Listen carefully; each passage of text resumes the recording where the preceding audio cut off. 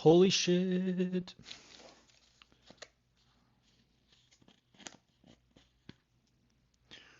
Got the cinnamon stuff and Wendy's. They really gave me a knife in this thing? What the fuck? For cinnamon rolls? A knife?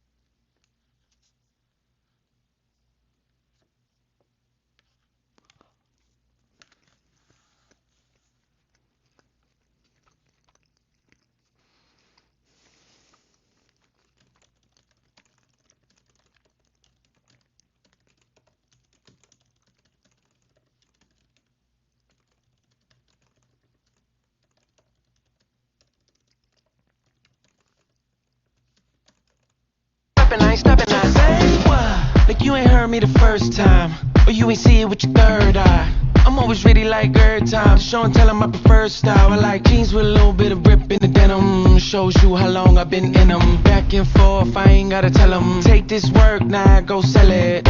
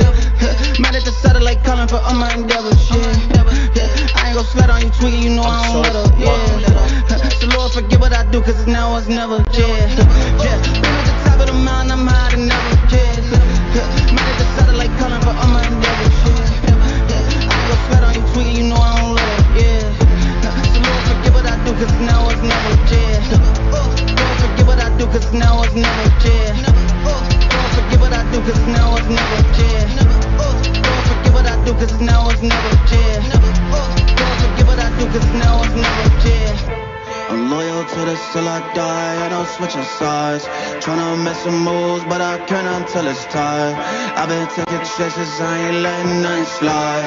It's you listen, I done came this far, it's do or die. I ain't taking L's, and I ain't switching sides. Tryna make some moves, but I can't until it's time.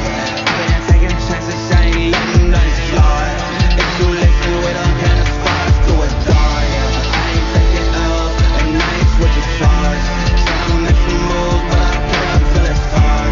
I been taking chances, I ain't letting nothing slide. It's you listen.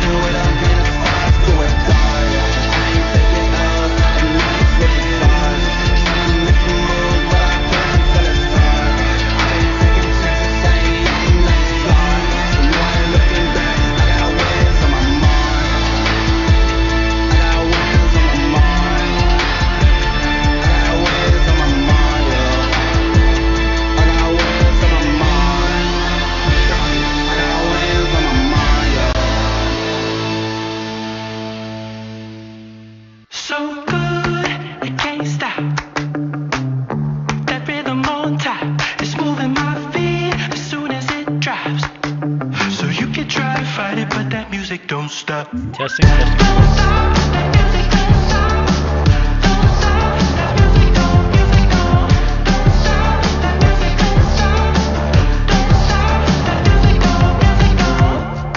Get it right, it just keeps on coming.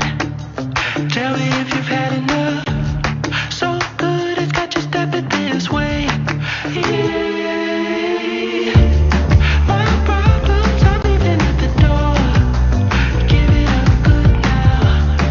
And I'm thinking to myself, don't stop.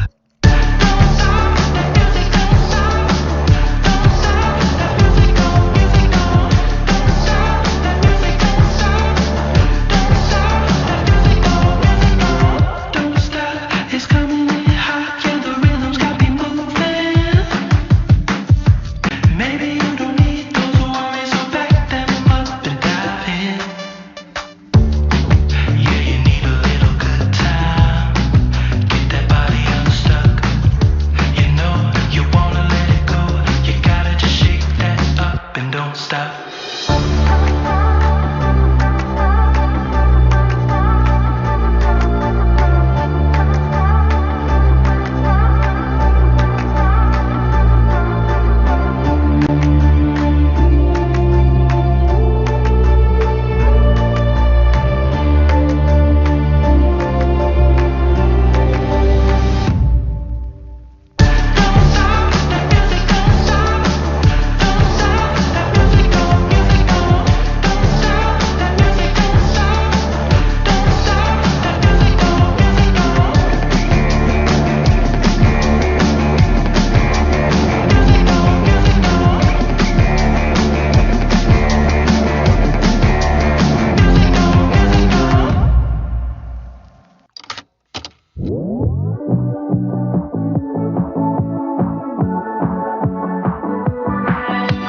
Not about the money, not the time.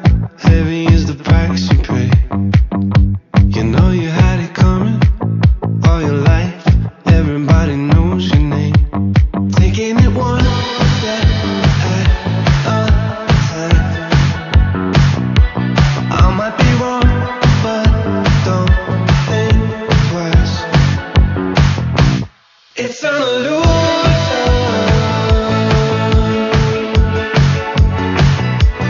It's an illusion.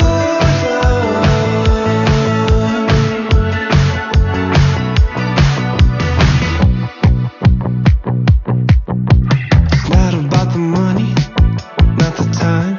Heavy is the price you pay. You know you had it coming all your life. Everybody knows your name. Taking it one This is at a time. I might be wrong, but don't think twice.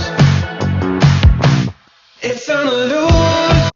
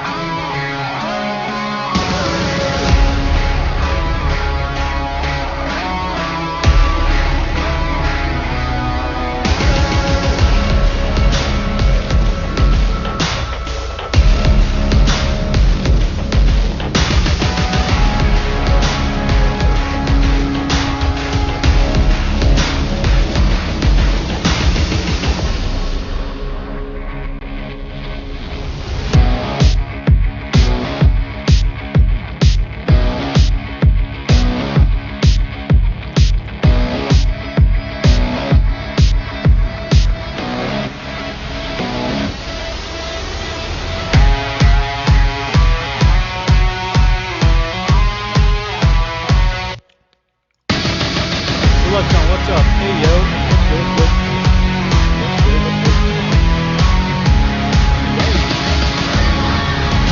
I'm so excited for this. You guys have no idea. Oh my god.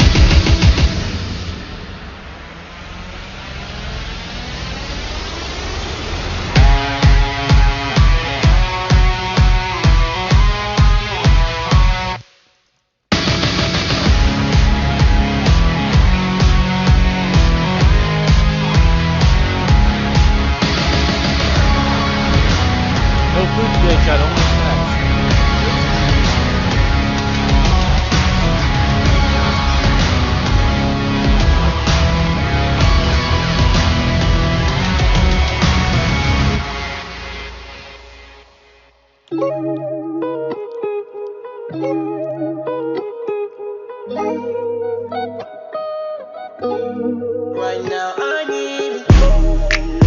Yeah, it's game time. Gotta get bands in the late night. Putting in work on the main line. Spend a couple racks just to save time. Cause it's game time. Doing everything at the same time. Yeah, I'm on the way, just hang tight. Cause it's game time. Yeah. Whoa. Spit too much on the wrist on me. Man, upstairs, never diss on me. Way too many bands, it's a lick on me. Yeah. Whoa. Take it easy, baby.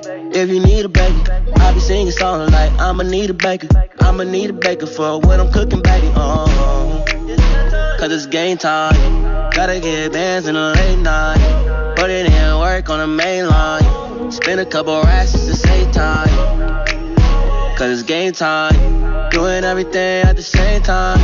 Yeah, I'm on the way, just hang tight. Cause it's game time. Yeah. Whoa. Yeah, I'm ballin', finna go pro. Yeah, I'm kicking it in a dojo. Make a movie, get a GoPro. Yeah. Whoa. All my goals, I'ma hit them all. Mama told me go hard. Now I'm outside finna ball. Cause it's game time. Gotta get bands in the late night. Put it in work on the main line. Spend a couple racks just to save time. Cause it's game time. Doing everything at the same time. Yeah, I'm on the way, just hang tight. Cause it's game time. Cause it's game time. Cause it's game time. You can hang tight. Cause it's game time.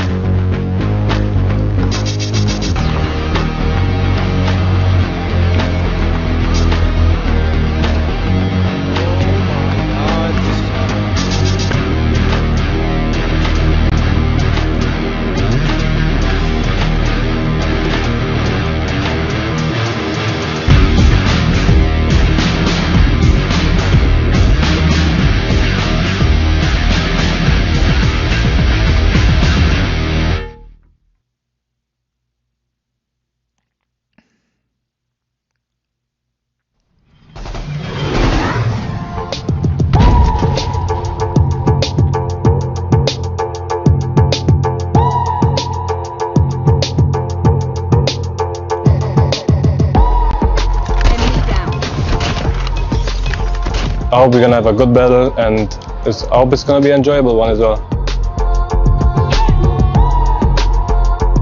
I don't care whoever is my opponent, I'm just gonna play my own game.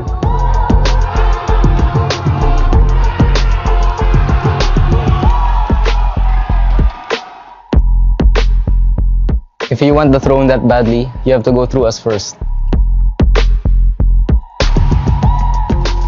So to our teams in our group, be ready. We are here. Good luck on every match and hope for good matches.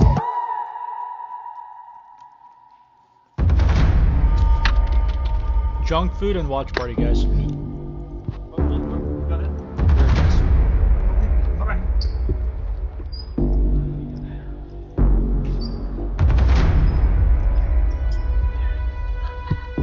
Alright, this is it. Hold on 1 second. Let's do this. Welcome to the Call of Duty Mobile World Championship 2025. This is the final tournament of the season where teams from every corner of the globe are here under one roof with one mission: to prove that they are, of course, the best team on the planet. 16 of them made it here through several different ways, and it could lead to being our most unpredictable and explosive tournament yet. Favourites and absolute outsiders will step onto this stage to compete, and across our other 3 streams today as we move towards Championship Sunday. So, wherever you are in the world, welcome to day 1. This is where the story of our next world champions begins.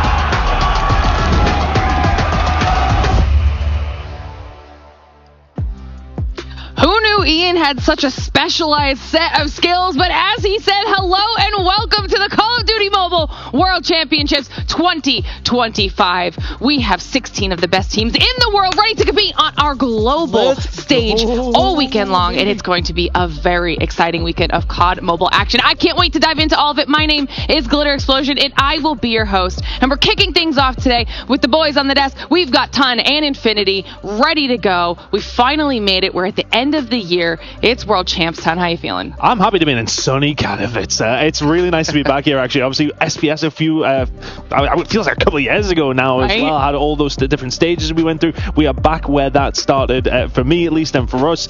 And we're really excited to see how things are going to go down this weekend. Absolutely. And Brody, you have been talking nonstop for 3 days since we've gotten here about how excited you are for these matchups. So talk to me a little bit about it. It's been so exciting, honestly. I think this year's Champs has the kind of potential to be one of the most unique ever. I've spoken to so many different teams, how confident they are about their chances this event. And I think there are so many teams in this event that, coming in as underdogs could really upset things here. Everybody is confident. I think anybody can take the crown. Absolutely. And lots of storylines to be keeping track of here all weekend long. So, of course, for everybody at home, if you haven't done so already, make sure you're following us on social media at PlayCodM Esports, whether that is on X or Insta. That way you can stay up to date on everything we've got going on, not only here all weekend long, but all year long for competitive COD Mobile. So make sure you check that out. That way you won't miss a single second of any of it. But let's start talking about this weekend. How does it all work? We are in the final stage of competition. This is Champs. What is the format here, Brody? Yeah, this is the fan favorite format coming back from 2022 World Championships. We start things off with the group stage. 4 groups of 4 go head-to-head in GSL style groups. So all that means, effectively, you got to win 2 before you lose 2 in a little mini bracket. After that, then we go through the final 8 teams into a double elimination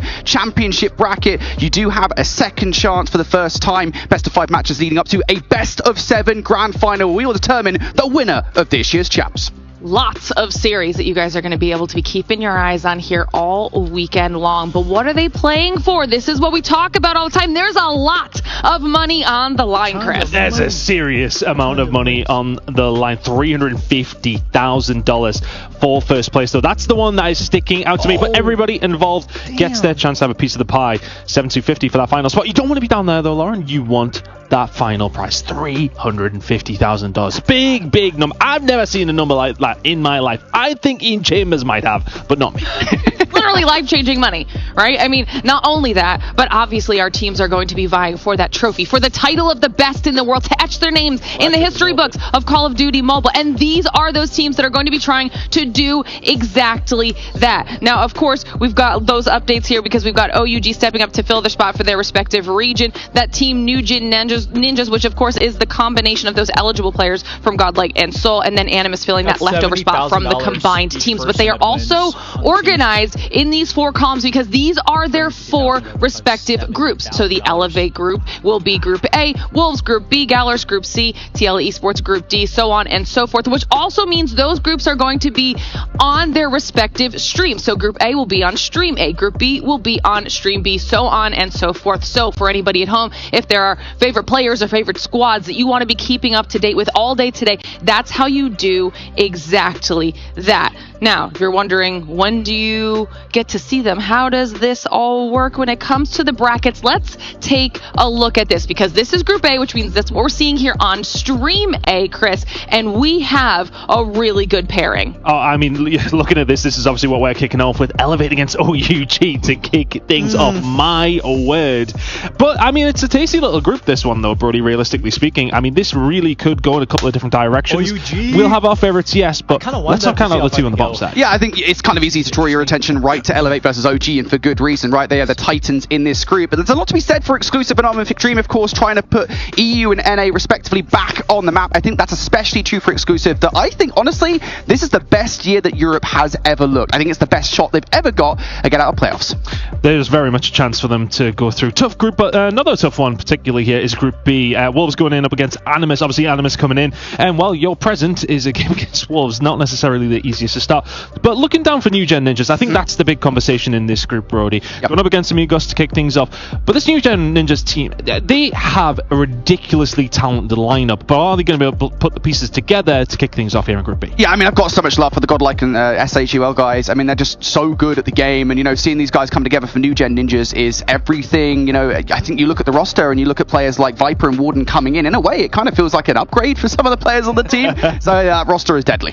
Looking over towards Group C, I mean, this one is more probably the clear cut that we would like to think realistically. Gallerus and Q9 played against each other at Mobile Masters around a year ago, and that was an absolute banger, of course. Let's see how if they're going to go through and actually go up and play against each other again. We would expect that, Brody, but any particular dark horse in this one? I feel like Diablo's probably the closest we're going to get here, right? This is a team that's been making strides the last couple of years. Hasn't been great for them here at Champs. They want to have a better time this year, and they've looked better with practice via CDM. So if anybody's going to give Gallerus and Q9 a tough time, it's going to be that.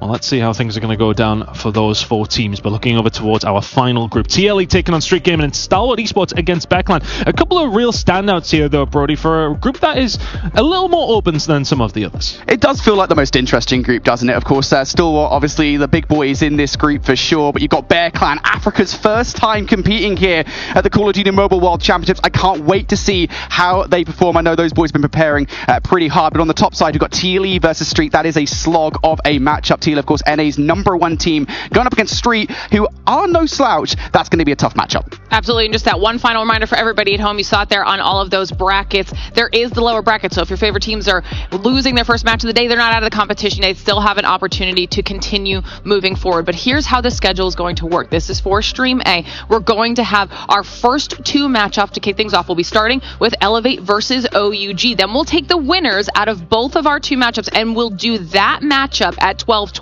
That will be the 3rd matchup of the day. We'll stay in the upper half of the bracket. Then once that's finished, we'll move down into the lower bracket and do the final 2 series of the day, and we'll determine who is the best out of each of those groups. All right, so keep track of everything because there's going to be a lot going on, but we also have a visual representation of how all of that will be tracked. You know, we had to bring it back yet again this year because everybody loved it so much. Every other time that we've done it, we have Beef Mommy standing by at the graffiti wall. It's a mix of Soul and Godlike. Dzień dobry over here from the lovely Graffiti Wall 3.0 because it's way bigger to what we're used to. But of course, we have the classic wall of all of the teams. You've got all 16 teams participating, but the heartbreaking thing is that half of these teams are going to go home. And speaking of the teams that will make it, though, we have this second wall over here. It's huge. And it's the bracket for day number 2 and 3. And the 8 teams that are going to make it in day number 2, you're going to see their names tagged up over here. And speaking of the beautiful wall that you're seeing here, the artist that's responsible for it, this is Frantic Misha, dude. How are you doing? Great artwork so far. How are you feeling? I'm great. That's an honor to be here, and I think that will be great graffiti wall in designer.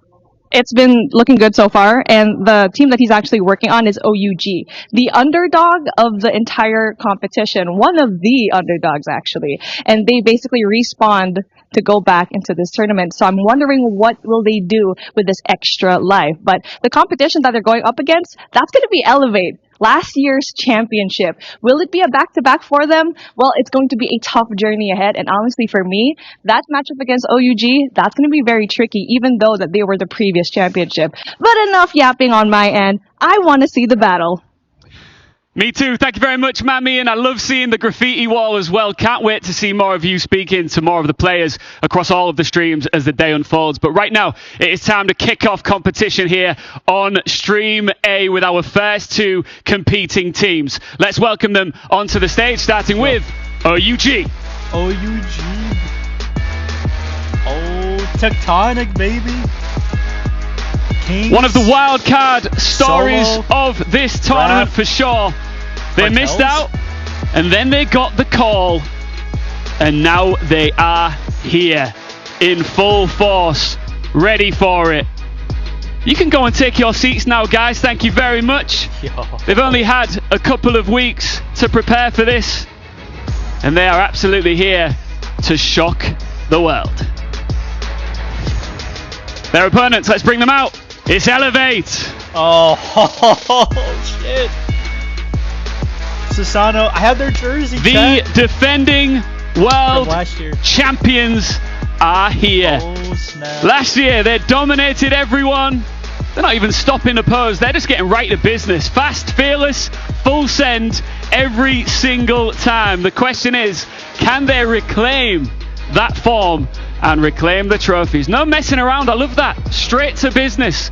And that's exactly where we are right now, on the cusp of getting into our very first matchup. And I'm sure that you can't wait to get started. So let's cross over now to our desk. Let's get this over with. They're probably thinking. Our players are getting themselves settled as we prepare for the first matchup of the weekend. I mean, we're literally right next to the stage, guys. This is going to be so cool. I can smell them. Right? Smell them. They're right next to me. And it smells intense, Lauren. Let me tell you. Let's talk about this matchup here, Chris. All right, Elevate. OUG. This is going to be a good one. It should be an absolute banger. It's a fantastic one to kick things off with. But to quickly just start on Elevate, of course, last year, our world champions in dominating fashion. But a real talking point for Elevate this week is the fact that we really haven't seen them in an international level at all this year. They've been doing their thing in Greenland. We obviously know that they're coming out on top. They're looking really, really good. But we haven't seen them up against everybody else, which was different from last year, Brody, where we did get a chance to see that. And coming into world champs, they were our favourites because we'd seen that. We haven't had chances yet. Yeah, I think it's crazy, right? Because Elevate last year, right, it was kind of an oncoming storm. You knew what was coming. You know, they went through their own region in dominant fashion. They went through the East in dominant fashion, and then they came to champs and they ran through everybody. Look at this grand final, man. 4-0 off a dominant squad like Q9. Now, mind you, there are some close maps. I think especially looking over towards the hard points and the search and destroy. But still, it tells a tale that they were doing this to everybody. They slammed Wolves in their first matchup of bracket play back then as well. Elevate were a force to be reckoned with. But you talked about it, mate. Are they now this year? That's the question, because the region has gotten hotter. Stalwart has become more competition in Garena, and now, of course, with CDM, teams are getting more practice. Speaking of CDM, talk about OUG, right? I mean, OUG are one of my favorite stories from Call of Duty Mobile this year, of course. You know, looking over towards that roster, I mean, if you look at Elevate there, OUG, I think just looking at that roster, what OUG have kind of brought to the table, right? You know, they're a North American team, and, you know, the story for North America over the last couple of years has been, North America's not done that well. I think they've kind of faded to the back just a little bit, and OUG felt that, like, look, we're not settling for this. We're going to go to the best competition in the world to make the best chance for us here at Champs. That's exactly what they did. They went to China it, and they got better over the course of the year. To the point where they were at one point, and I know a lot of people don't like me saying this, in CDM, probably the best team, right? They were beating Wolves, they were beating Q9 consistently, but they just couldn't do it when it mattered. But they have had that respawn. They are back here. OUG, they look good. And I think, you know, they just had a very, very good latter stages, though, didn't they? Let's be honest, they had a bit of a slower start, which was probably expected, but a rising tide raises all ships, and that's been their theory going over towards CDM. They have been the ones who have brought themselves up a significant amount of level. They are, I would say, the most improved team, you would say, coming into this event. And we're unfortunate not to be here on the first hand, but now, of course, they get that opportunity, but their opportunity is a game against Elevate. I mean, it's one of those situations where both of these teams have something to prove for two polar opposite reasons. So there's a lot of pressure on both of them to kind of meet those expectations in some way or another, Brody. Yeah, definitely. I think it's just crazy, isn't it, right? I think OUG maybe a little bit less weight on their shoulders, but I think for Elevate, for sure, we were talking about this, right? Imagine the scenes if Elevate come in here to this first matchup and they lose. Like, just imagine that, right? Elevate, reigning world champions, we talk about how dominant they have been. The pressure is immense, because if they were to win here at this event, it would be the first time any team has ever doubled up on a world championship. Nobody has ever done it before. Maybe we were expecting Wolves to do it last year. Nope, Elevate came through and said absolutely not. So that's what's on the cards here for Elevate. To come in here, it is an immense amount of pressure, I think, especially considering OUG, to a certain extent at the very least, are an unknown quantity. You got to think that the Elevate would have put weeks, months of practice into this event. OUG came in 2-3 weeks ago. You know, I think definitely this could be the thing that throws them off. A little bit of a spanner in the works, but the final bit of information that you guys need to kind of really complete this breakdown is, of course, our vetoes. Those are ready. We're going to pull them up, see what our teams decided to go with here, taking in all the information we know. Brody, start us off. Yeah, I think just breaking down this series on the whole, the hard point is going to be everything. You know anything about Elevate, it is that they are hard point kings. That is what made them so dominant last year. And of course, OUG also happen to be pretty damn good at hard point. They were considered one of the best teams at hard point in CDM for a reason. So that's going to be a bagger start of the series. And we're kicking off on one of the best maps for both of these teams as well, in Hacienda, of course. You know, we go back to CDM. OUG only lost this once, and that was that infamous matchup. I think it was back in like stage 1 or stage 2 to Godlike. Elevate, on the other hand, in their own region, flawless on this map mode combination. It is one of their strongest hardpoint maps. So to kick off this best of 5 with Hacienda hardpoint, mate, this Hacienda hardpoint, mate, this is a dream start of the World Championship. I mean, we were having a conversation about it, thinking that Apocalypse was going to come through, but then to see the Hacienda was a little bit of a switch up than what we maybe expected. We were curious whether or not they were going to really just ego each other and really go for the Chal, and that seems to be the case. But I think the whole theory and everything around this matchup is based on these hard points, realistically, right? Because we know OUG's struggles have been in the search and destroy. For Elevate, obviously, that's not necessarily too much of a problem. So for OUG, it feels like the hard points are must-wins if they want to walk away with a win in this series. Yeah, you talk about that, though. I do want to mention the control real quick here as well, because this is a real crucial talking point, I think, as we get further in the series. I think particularly in the search and destroy, we will have that chat about, hey, what is OUG's search and destroy going to be like without their primary sniper rifle players? Of course, back in CDM, they had Jabin and Seven. They don't have those players here at Champs. So the search and destroy, curious to see what that looks like, but particularly looking at that crossfire control. That is a map that, as the meta has changed, you're starting to see more sniper play in that map. You kind of need a sniper rifle player down the middle of the map. How are OUG going to perform when you don't have Jabin and Seven? Obviously, there are good sniper rifle players on the roster, but I imagine the strat's going to look a little bit different.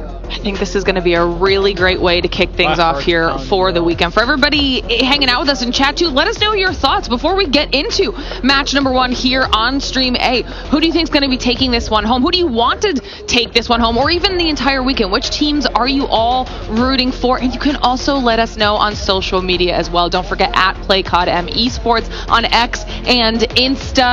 Let us hear your thoughts. We would love to know how you're feeling, because this is the biggest event of the year for Call of Duty Mobile. Our teams have been fighting all year long to be up here competing on the international level. This means the world for these teams, and we have Elevate versus OUG to kick things off here on Stream A. And of course, don't forget, we also have those B, C, and D streams all running at the same time. Pull all 4 up if you want to watch how all of these series are going to be going, because there's going to be a lot to be following along with here today. Arguably the busiest day that we've got here to kick things off for our World Championship. You can see our players are getting themselves ready. People look very calm, composed, ready to dive into the action. And I think, you know, We talk about it a lot. That experience on the international stage under this much pressure is always something that is like that last kind of,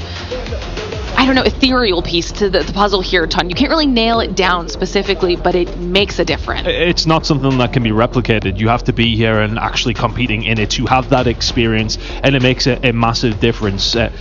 You're under the lights. It's the extra bit of pressure. Everyone can perform well in their bedroom, sitting there chilling, right?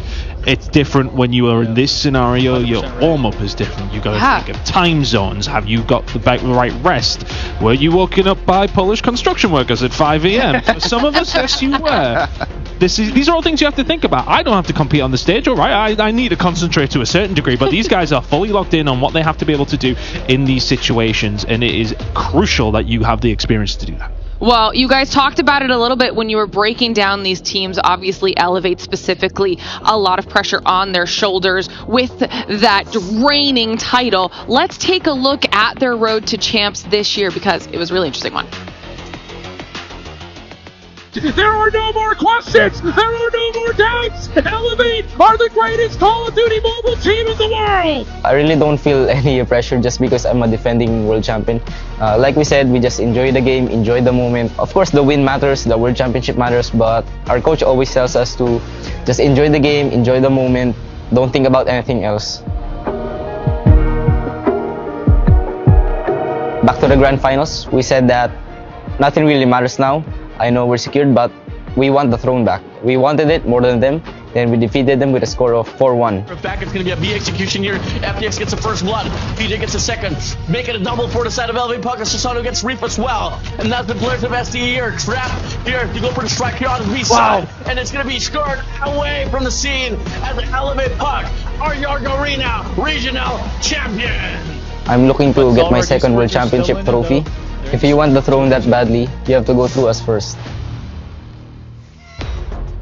You know, I think this is a perfect opportunity to kind of start highlighting some individuals as well. We got a chance to watch that road to champs and kind of hear from the players as well. But talk to me, Brody, about some of these players. I mean, look, we've got to start with Elevate, right? What makes Elevate tick? And I think last year we had a conversation, right? Who is the MVP of 2024 champs? And you kind of had a little group chat, right? And it was just like a string of PJ. And that's for good reason, because PJ is that good. I am pretty confident in saying that PJ is the best SMG player in the world. He's phenomenal. And I think, you know, he also has a great supporting cast behind him. Yoppie and Chloe, that SMG backline, or I should say frontline really, for this Elevate team are pivotal to hardpoint success. It's the reason that they're such a fast-paced and really aggressive roster to deal with. It's very, very difficult to stop them when they are at full speed. It's just, you know, when you have players coming at you, I think especially in the meta that was recently where we had the USS 9, you know, I think it's going to be VMPs for this event. Like, you have players like that coming at you, they are so incredibly difficult to deal with. So yeah, for me, Elevate, you've got to find a way to put down PJ and I guess Yoppie and Chloe as well, because if you don't do that, you're going to be in trouble.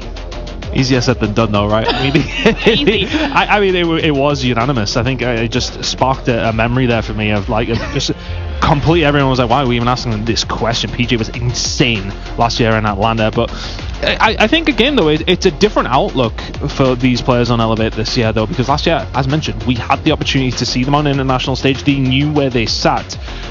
And I'm curious if that pressure is there in a different way this time. Okay, yes, yeah, the reigning world champions, but they knew that they had a very good opportunity to do that last year. This year, I mean, they will be expecting OUG to be a significantly better team than they were when they faced up against them, obviously, in previous iterations of these North American lineups. OUG are a different beast now. Yeah, I think this is the thing about OUG as well, is, you know, we talk about Elevate having godlike players on their roster. OUG, they've got them in spades, man, and they've got them for different regions as well. I want to give a lot of love to Tectonic before we even start talking about kind of the Slay powers on this roster, because Tectonic in the past has always been a player that's been very Slay heavy, right? We look at kind of past KDs for like 2023 champs, even 2022 champs, and Tech has always been up there, right? He's always been one of the highest performing players. But this year, I think he's kind of taken a step back a little bit, more of a selfless role in the roster. We go back to CDM, and Tech is kind of widely regarded as one of the players that is going to be most OBJ focused. He's an extremely selfless player. He will just constantly get in towards the point, be it on control or hard point. He doesn't care. He just wants to make sure the objective is being secured by OUG, and that has, I think, really boosted this roster up. But if we want to talk about slaying power, Ton, Raph is the guy. This guy, he's high energy. He's the only player to have ever dropped a nuke in CDM, which is an insane achievement. He is just that good. Raph is the guy for me. If you're looking for a slaying power, just incredible. I mean, for me, I'm interested to see how Raf's going to do, because we actually got the cast over Raf back in January at a little event, and he was struggling against Bobby Plays. So I need him to lock in. You will not let him live this down. Never, never, never. I need him to lock in. It's a little bit of more of a tougher competition on the other side of this. All right, well, we're talking about OUG, so let's do a quick video with OUG, because we got to take a chance to chat with them, talk about their preferred loadouts, and I'm interested to see what they said. What's up, guys? Ayo Raf. So we're currently going to be going through a pro player's loadout. I am personally a sub and heavy player, so I'm a machine gun and shotgun player.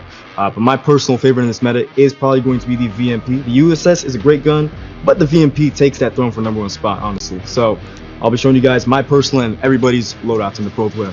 All right, then adjustable, heavy barrel, great attachment to use. Gotta go with the rapid fire. It's crucial. And this one's honestly where a lot of pro players differentiate. I personally like the integrated grip set, but other players do like the Phoenix grip set. It just comes down to how you like to play as a player person. I'd probably go for the integrated grip set though.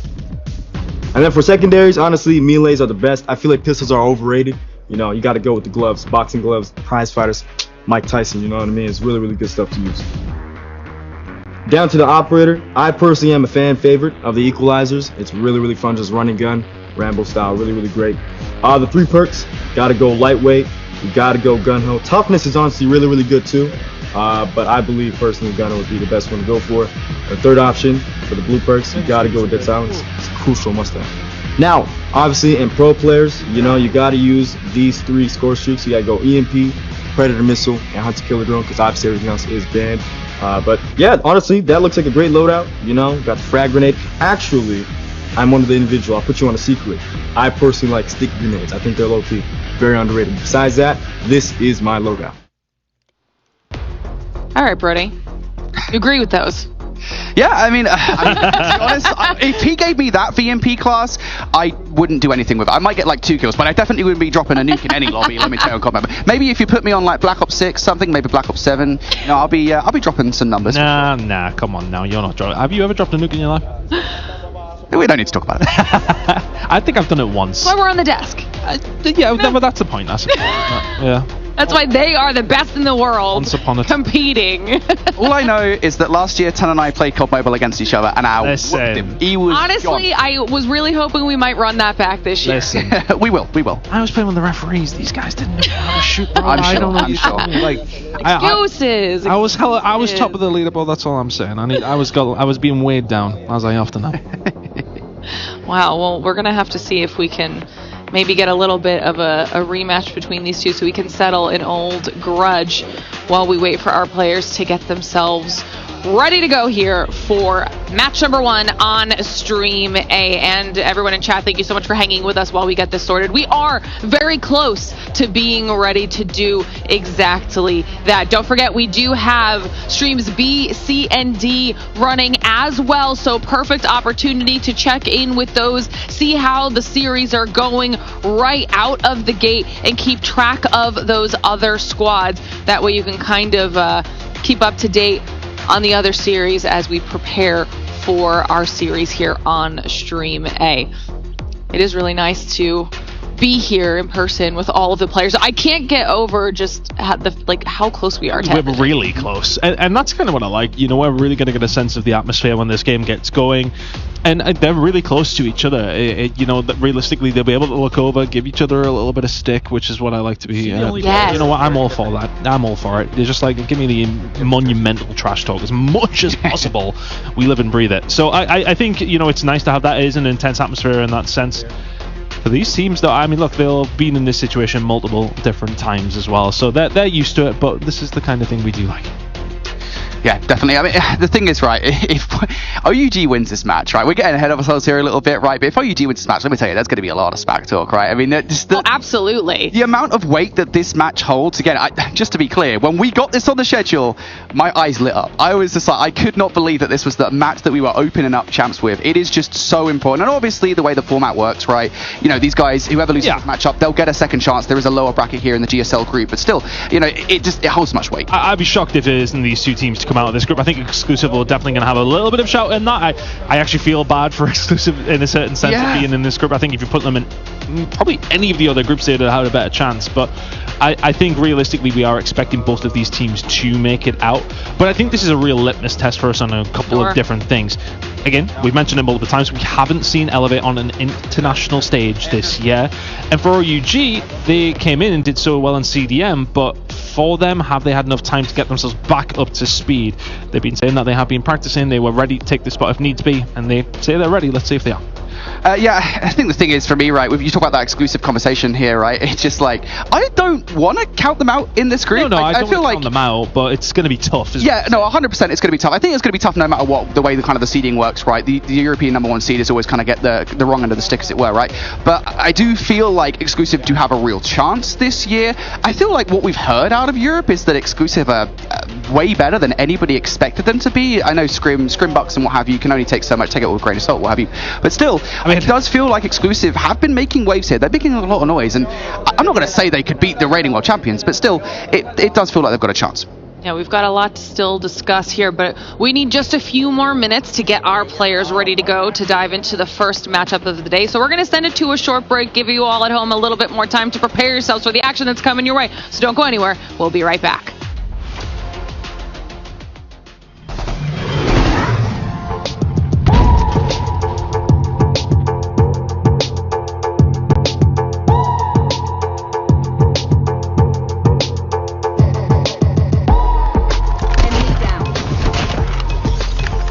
I hope we're gonna have a good battle, and I hope it's gonna be an enjoyable one as well. I don't care whoever is my opponent, I'm just gonna play my own game.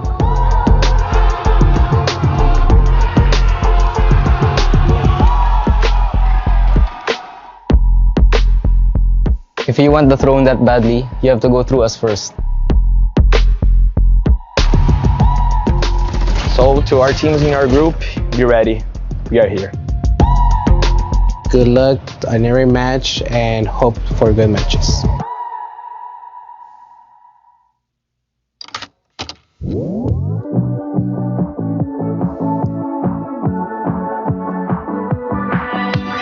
Not about the money, not the time.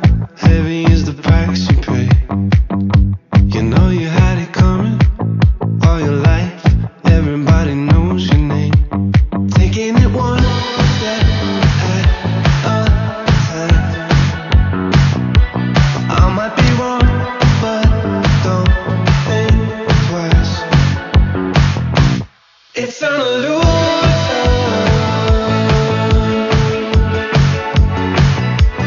It's an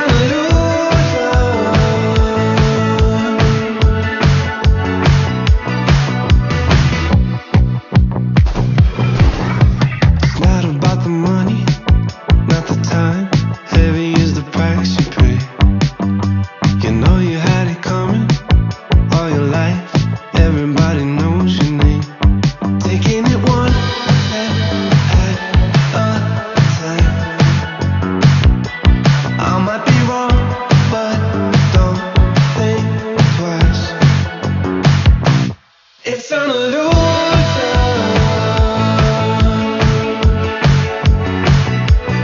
It's an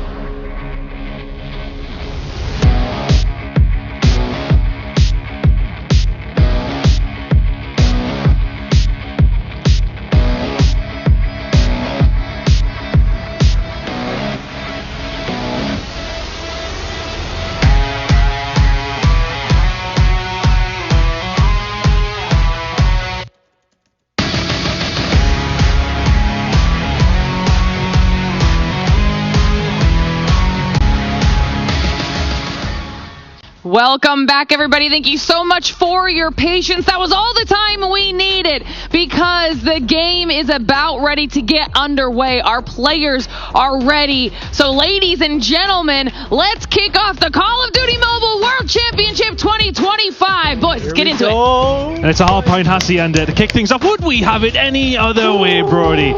On a classic between two of the Titans who are here at this tournament, the defending champions going up against an upstart North American team out of the CDM.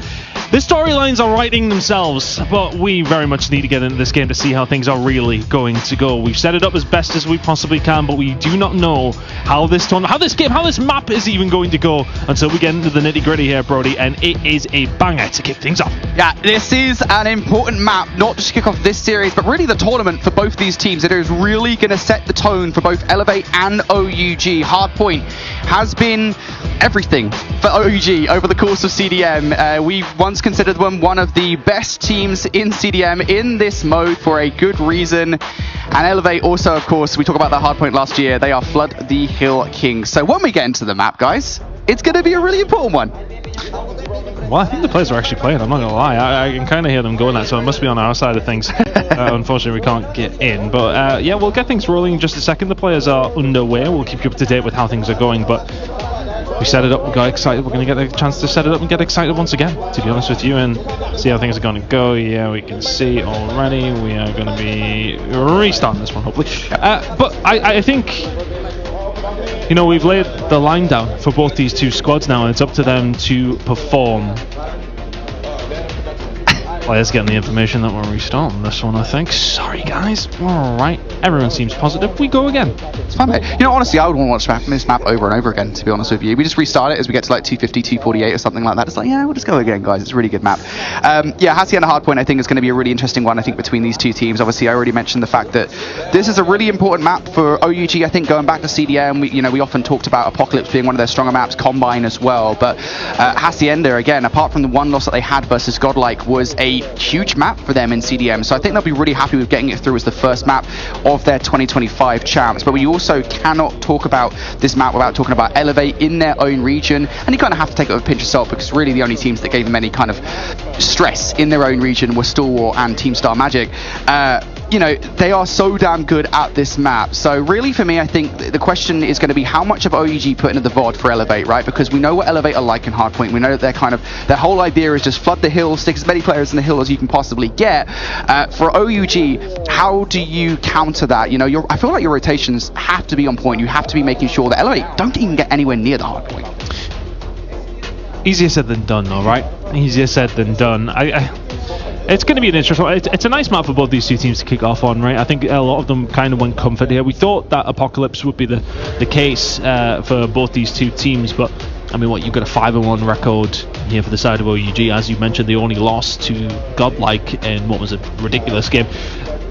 That's a nice comfort one for them to start on, right? You've got to be feeling to that level of, okay, we've only had, I mean, we say they've only had a couple of weeks, but realistically speaking, like, you know, they've been playing, they know what they're doing still, they don't just lose that. Yeah, and I think the interesting thing for me at the very least as well, you know, it's kind of a conversation point about what do OUG focus on if they only have 2 weeks, right? Because you go back to CDM and OUG, their Hardpoint and takeoff control, was very good. Like, there's no real reason to go too heavy on those things.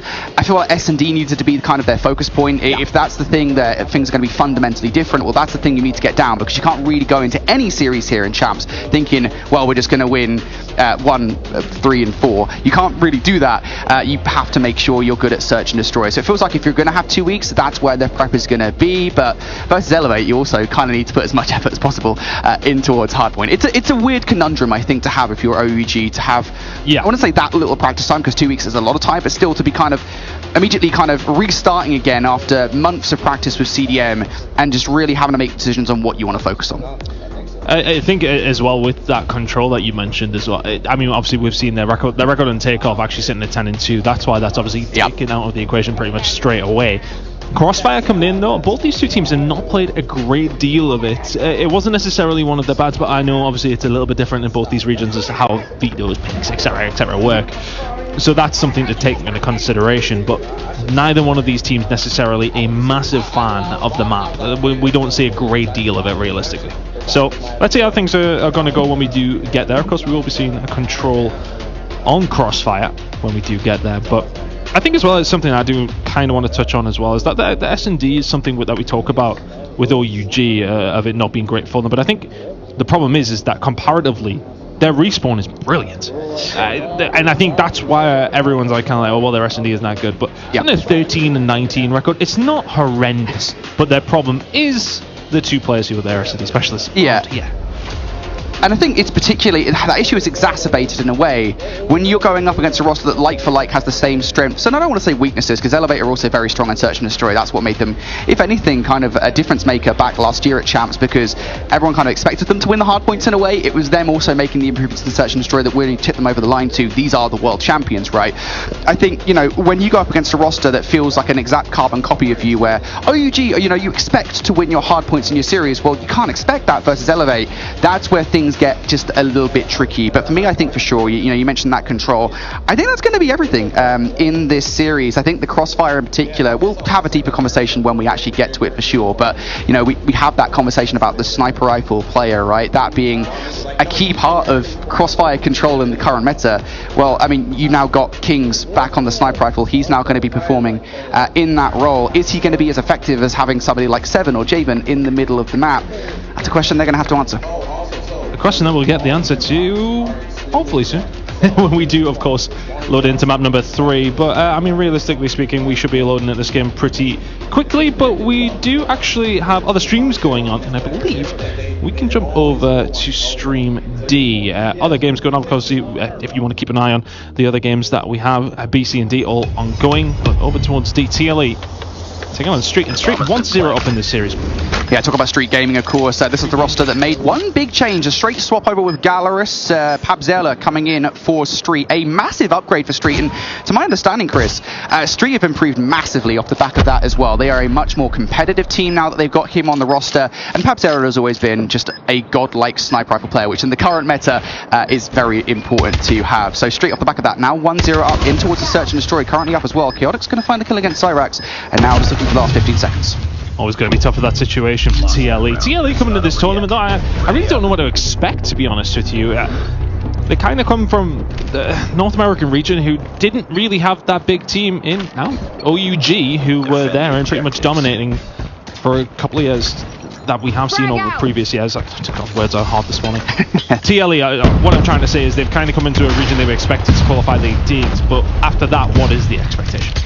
Yeah, I do. I mean, like, you don't want to be a vice caster, right? But you do want to see all these regions that have been struggling in the past, or maybe like Africa, for example, that are making their debut this year. You want to see them perform, because nothing benefits us here on the desk more and everyone at home as viewers more than a competitive game for sure. So, yeah, we want to see TLE perform. Right now, though, that is not the case here, Chris, as we get into this Search and Destroy. 4-2 up our Street, and things just do not look good for them whatsoever. I think this is one of the games that TLE look at and say, right, we really do need to win this one. Going in over towards it. I mean, look, you need to win all of your games, but if you're going up against Street, Street are probably going to be their main competition, really, to get out of this group. And right now, 1-0 down in the series, 5-2 down in this Search and Destroy. It's not looking good to kick things off here for our North American #1 seed. Frag out! Oh, utility up at the top of the start of this round for both TLE and Street. Oh, an instant first blood coming through from Zyrax. That's good top round control, but perhaps a touch too aggressive there for Like a player that I would give a lot of love to, of course. He has extensive experience here in the Call of Duty Mobile World Championship circuit, of course, was here last year. To lose a player like that early on the round, not great, Chris. I'm going to try and find a pick through if they can, but currently now for side of TLE, they're struggling to find any sort of break. Pabzero, even the odds back in Street's favour. Smoke out. Rebel falling after finding a pick. 4 versus 3, now 3 versus 3 I should say, is Street. Trying to just make sure this defense continues. They're just taking their time. The bomb wasn't picked up here by TLE to kick things off. Now they'll get it underway, and A seems to be in their sights. You got a shotgun player over by there though. Maggie, everything for this play. Also, Guteo, see if they can hold it. Thanks for the push. Very, very close quarters here with the sniper. GTO will find one. Maggie's there to pick up the pieces, and that probably should be that. Saucy still with 50 seconds to go, though, left in a 1 versus 2, and they are not expecting this angle, or are they? Maggie here with the HS. This is all she wrote. You would like to think, yeah, Saucy, this is a tough one. Yeah, he's just giving them time to get together now in this 1 versus 2. Saucy opening sniper. He's not hitting the shots. He's going to go for the L-car. It's just not going to happen. That is the beauty of the HSO, Chris. That weapon has dominated the meta the last couple of months, really, for a long time now. In Call of Duty Mobile, and for good reason. It is so damn annoying to deal with, and you're not going to win a 1v1 at that range with the L-car. The objective. 1 round away now. Frag. Streak game to go 2-0 up in this series. Still working on our game on Alpha. Should be getting things up and running very, very quickly. But Saucy will find the kill on the Pab 0. So that's a nice scalp for TLE to take. And was potentially a route back into this series. They need to find themselves well a minimum of 4 just to keep it going, of course. But right now, Street just taking their time, be very defensive. This is a good amount on the map to have, but the Go trying to find some picks. He's going to find Saucy. This game will continue over on Delta. I've been told reliably that we are going to be heading into our game here on Alpha with Elevate and OUG taking each other on in just a second. Looking good for Street over on that side, but let's go again. Let's have another swing at it. Hacienda will be here to kick things off. Elevate against OUG. We built it up for what seems like an hour, and we're finally getting into the game. Let's do it, everybody. First hard point of the 2025 World Championships for these two teams. It is a Hacienda. We talked at length about how important this map is. And you know what I'm going to say, Ton? It's always important to get early P2 control. That thing is about to be popping. And this is where Elevate, they love just flooding the hard point. And I think realistically, if you're OUG here, you do not want to let this one get out of hand early. And rotation over towards P2 came in for Elevate. That's about to pop and does so. Right now they have those numbers inside.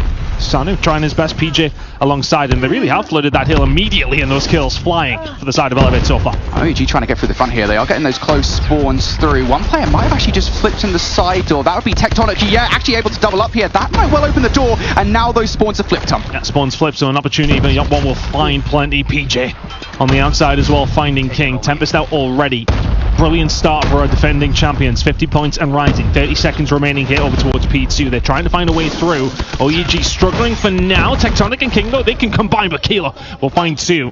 Elevate forced them away, and once again, every single time OUG have asked a question, Elevate have got the answers. And that is nearly a clean sweep over towards P2. If we're asking questions about Elevate, have we got our answers already? And now we're starting to see those operators coming into play as well. Good Tempest utilization coming out from Elevate. That, of course, will hold players at the side door. You can't really walk through without getting stunned by it. So Elevate, not just perfect hardpoint control there, but also perfect utilization of the operators. That's something we're going to be constantly coming back to pretty much every team in this competition, Ton. And I just love the way that Elevate, they look, momentum-based team. Let's just immediately throw everything at the hill as soon as we get it. Let's break those spawns, and here comes the Sparrow. Sparrow comes through, King gets wiped out, and all of a sudden Cartels, you need to find something, and does. Keeps himself alive only momentarily as King will try to find something to find their way back in, but OUG are being put to the sword right here. They need something to just help them along, but PJ with the flank, he will find 2. It is brute force, shock and all from Elevate so far. OUG just need to find somebody pushing out the fence's side right now. They're not able to do so. Every single time they look to do it, well, they immediately get shut down. Perhaps Solo with the Death Machine is the best chance that they've got. Kendi, I believe, should still be in the play. No, he actually doesn't have the War Machine anymore, but regardless, yeah, this is what you wanted to see. A play like that from Solo, perhaps just a little bit earlier. You are going to flip the spawns out in doing so, but it gives you some breathing space, and that's what OUG needed. This feels like, I know it's only 15 seconds of time, but the first bit of time they've actually gotten. Yeah, it's influential, isn't it? You realistically, you're heading over towards P3, you're down that much. Just to find anything, even just them seeing them in the kill feed a little bit more, and well, at the right time as we rotate over towards P4, that's going to give them a little bit more confidence heading into this. They are 40 points behind, but as we head over towards the Rock Hill, Strick's starting to come in, Raph will find Kilo, and all of a sudden it does open up, but a bit of a 50-50 now as the pressure coming in from Susano over towards the opposite side. Important kills though coming in from OUG, they've got control. Yeah, good little bit of distraction play coming out there from player number 4, but that was Solo, who does end up going down, opens the door momentarily. Now it's going to be Cartels here with the Tempest. This thing, not as effective here on this hard point, but it could still do some damage here for OUG. Elevate though, they're knocking at the door. Find a way through. Still momentarily contested though from the other side of the wall, but PJ will be there to continuously just find these awkward little kills that he's so good at finding. But Cartels and Co, they've done well with their operators, and not just that, the VMP is out. and singing for OUG now. 20 seconds to go over towards P4. Elevate trying to find a way through. But what was after a really good P2 hold from Elevate, not a great deal to write home about over the other 3 hills. Yeah, I want to say OUG have stabilized somewhat, right? We talk about kind of what was going on over by P3. Elevate looked like they were giving them some serious hassle. They utilized a lot of their operators and their streaks in towards that hard point. OUG holding on with the back 15 seconds. They look like they've had a better look. Oh my god, Solo doing things like that. OUG back in the conversation now. Something I want to talk about though, P2 set up for OUG. If they can get that thing going here on this second set here, Ton, that's going to be huge for them because it's very difficult to break OUG on P2 when they've got that setup down. Slowly gone into their stride, but as we head into the second rotation, it's about a 20-point game between these two titans. I mean, both of these names have been uttered in conversation to go on to win this weekend. If Tectonic shooting like that, OUG have got a chance. The Odin is out and the objective player from OUG is helping them along the way. 10-second game now. P1 time going over towards the side of OUG momentarily. Elevator found a break back through, but in 25 seconds we'll be moving over towards P2. The spawns are always influential. Yeah, really starting to look about it. You can see player number 5 minute, that's Raph trying to influence those spawns. Player number 1, Tectonic, will spawn right in with him. So OUG on the better side of the map for a moment. Klo and Yoppy trying to make their way through. They will obtain that scrap time. And here is that setup that I was talking about, Ton. OUG like to have a player inside the lobby to make sure that those fence spawns do not come through for Elevate. So Elevate might be forced to funnel in through the front of this hard point, but it's Elevate. I'm not sure you want it, but nobody's blocking the back spawns. All of a sudden, Yoppy's going to spawn in. They spawned in, but they managed to find the kills. OUG are getting away with this one. The fence spawn comes through, and they do manage to get the cut. Big kills coming through on the outside of the water, but there you go, Solo.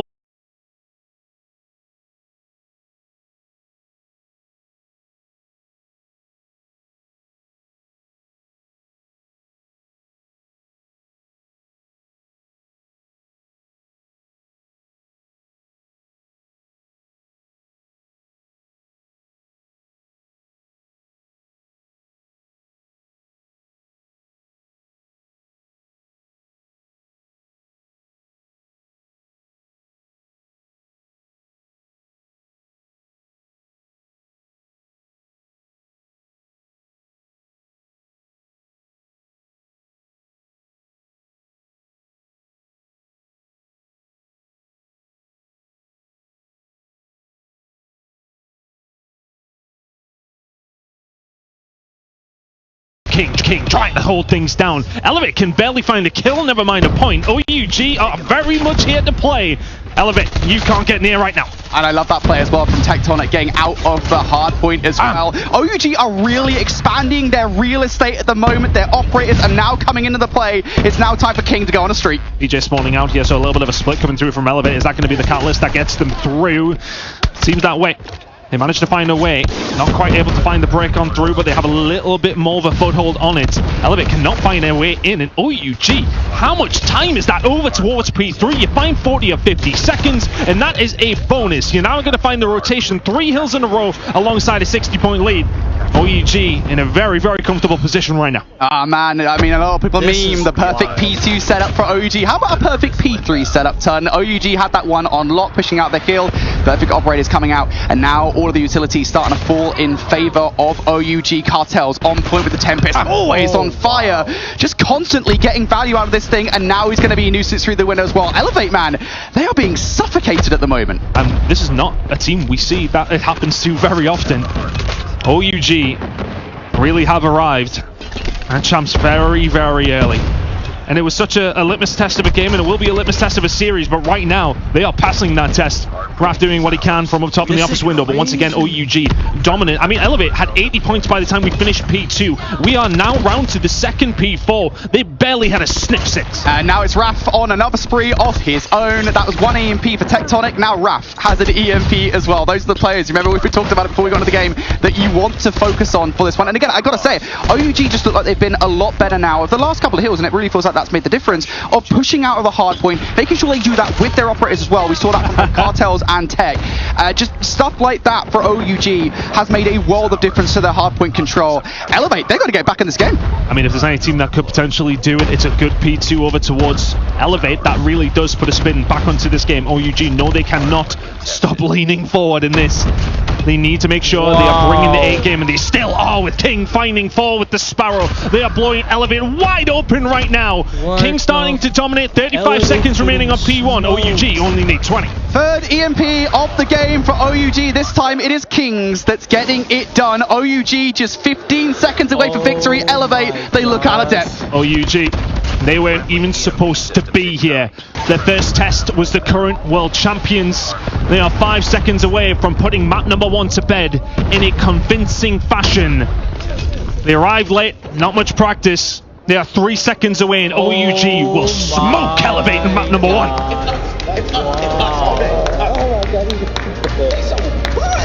We talk about importance of map number 1, of hardpoint between these two teams, Ton. OUG, I don't want to say they dominated Elevate, because Elevate, I feel like they were getting dominated through the first couple of hardpoints, right? I mean, what was it, like a 70 to 10 point lead at the end of P2, something to that effect? I was like, all right, okay, yeah, Elevate are just doing 2024 champs Elevate things, but OUG, I think it was from the second set we got in towards, I believe it was P3, that was the big thing, that the fence is hard point for them. Just managing to chain back hill and then in towards the rock hard point P4, back to back with perfect operators, perfect hill control. You just know the communication for OUG was on point during those couple of hills, and Elevate, I don't think they're expecting that. I mean, Elevate had 85 points by the time we headed over towards P4. I was saying P2, they had a great hold at P2. Kind of went 50-50 over towards P3, and that's when we've seen Elevate really start to rise, OUG really start to rise to the occasion. So let's just keep an eye on the score from Elevate on the right-hand side in yellow. Okay, so they had 85 by the end of P4. I think they maybe got another 30 or 40, maybe not even 40 throughout the rest of the game. The door was left ajar over towards that first P3, and OUG stepped right through it, locked it behind them. I just can't believe how different that OUG second half was from them, right? It really feels like they just leaned forward a little bit. They locked in, right? I mean, it's wild. I know how much EMPs can make a difference, because it really did feel like Elevate was so quiet with their operators in the second half. I have a feeling that's because they were constantly getting EMP'd. They got EMP'd not once, not twice, but thrice from Tech, Raf, and then Kings. And I think that does just make a world of difference. Elevate so confident with their operators in the first half of that game. You just don't get them in the second half. You don't get access to them. OUG, they deny. Just an overall slaying performance from OUG, to be honest with you, but their setups were fantastic as well. We've seen it from P2 to 3 to 4, and the second rotation specifically, how often they were there first, how often they were able to clear out. But I think it kind of does snowball. Those EMPs do snowball, right? You can get that situation where you're not having to face as many operators on the other side. It makes your life easier, it makes it easier to then find another one. And as you said, we see it 3 times from OUG. Elevate really put under pressure from the get-go here. OUG come out Wasn't expecting that. and find map number 1. I mean, look, we're fortunate to be casting this game in the sense of that the storylines really do just write themselves. OUG were not supposed to be here. I think, you know, we were having constant discussion, especially towards the latter stages of CDM, of like, oh, it'd be great to see OUG there. And that's not any disrespect to the other CDM teams, but just the story of them going from North America and committing themselves to going to live over in China, to making sure that they can try and elevate their game. They fell at the very final hurdle after a bit of a slow start. But for them now to have that opportunity to come here, this is why so many people wanted to see OUG here, because of that map number 1 and because of that lead against Elevate. Yeah, listen, if you're a fan out there, and I say fan in air quotes, and you were saying, no, I don't want OUG at the World Champs at any point during CDM, just look at the score. Just look at what happened in game number 1 and realize how wrong you were, because OUG, I think this is exactly what we wanted to see from them, right? You know, coming out here and beating one of the best hardpoint teams in the world answers so many of our questions, and there's only so much you can take away from one map. It's one map of Call of Duty Mobile. We've still got at least 2 more in this series to go, probably more, let's be honest, with this kind of game. But still, I think it is absolutely a marker of how much effort OUG have put into the hardpoint and where Elevate are at here. They dominated on hardpoint last year, but the competition might well have caught up. Let's get into the search and destroy on Coastal then, and this is really going to answer all of our questions, Ton. OUG and Search and Destroy, no Jabin, no Seven, how do they get on? This is the big question mark over OUG, right? Them coming in and winning a hard point. I think it was the manner that they won map number 1 that really caught us off guard rather than anything. But them finding map number 1 was important. They had to do that because we know that their Search and Destroy, okay, well, it's not necessarily poor, but as mentioned, they don't have those specialists, those snipers that have so often been a catalyst for some of their wins. 13-19 record over the CDM season. Right now, though, they are in a 5 versus 4 favor of Elevate over on the defensive side. They will start 6 rounds. Oh, Ellie finding it. That was a shot you maybe needed to hit, but gets the read. The info is there for PJ. A lot of work to do. He will get taken down. Susano is there to find another. Doesn't find the second. Oh, will shut it down. An important shot to find. 3 versus 2. Oh, Susano was the last one. Player does get through. Go down as well. Yoppie will trade things out. Now just down to the 1 versus 2 for Tectonic. He's already been tagged, so they know exactly where he is. And he's actually going to go straight for the chow. Tech, no way. No way. Surely not, Tech. 1 versus 1. Can he find it under Kenny? He does bottom him up, so he will find himself running away. Kenny does the right thing. Tectonic is able to find it. But it'll be some way to start the search and destroy. If Tectonic can find this 1 versus 2, they know where each other are. I've got a bit of a read. Well, not much time remaining. Tectonic's not the one that needs to be able to make the move.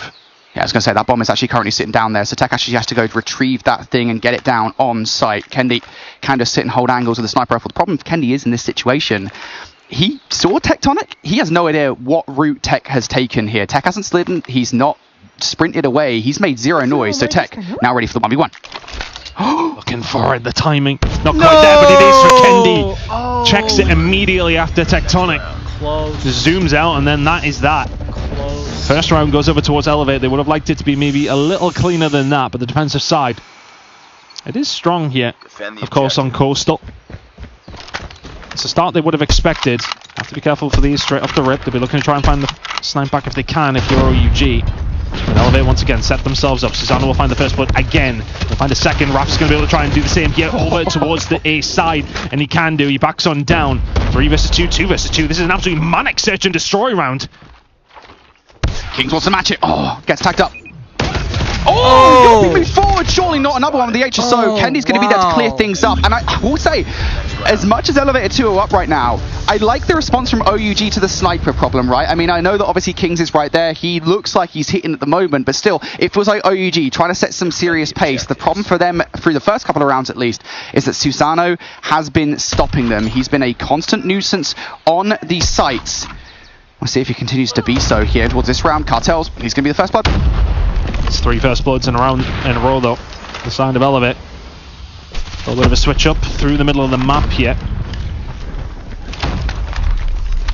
So UG will find a way through over towards B, but now it's being able to do something with this control. Elevator just getting very, very aggressive. Solo can find one, finds the second of the PJ, and the kills don't continue here for the side of UG.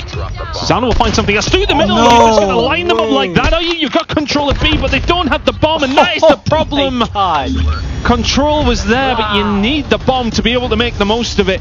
OUG couldn't find it, and the round goes over towards Elevate. That felt winnable for OUG. Yeah, don't chow Susano like that, you know? You know what, I was going to give OUG a little bit of gas. Like, I love the way that they had Solo push up with the shotgun to try and get control of the cut, provide some space inside the B site, then you just solo chowing Susano. Not the best. OUG, right back at it.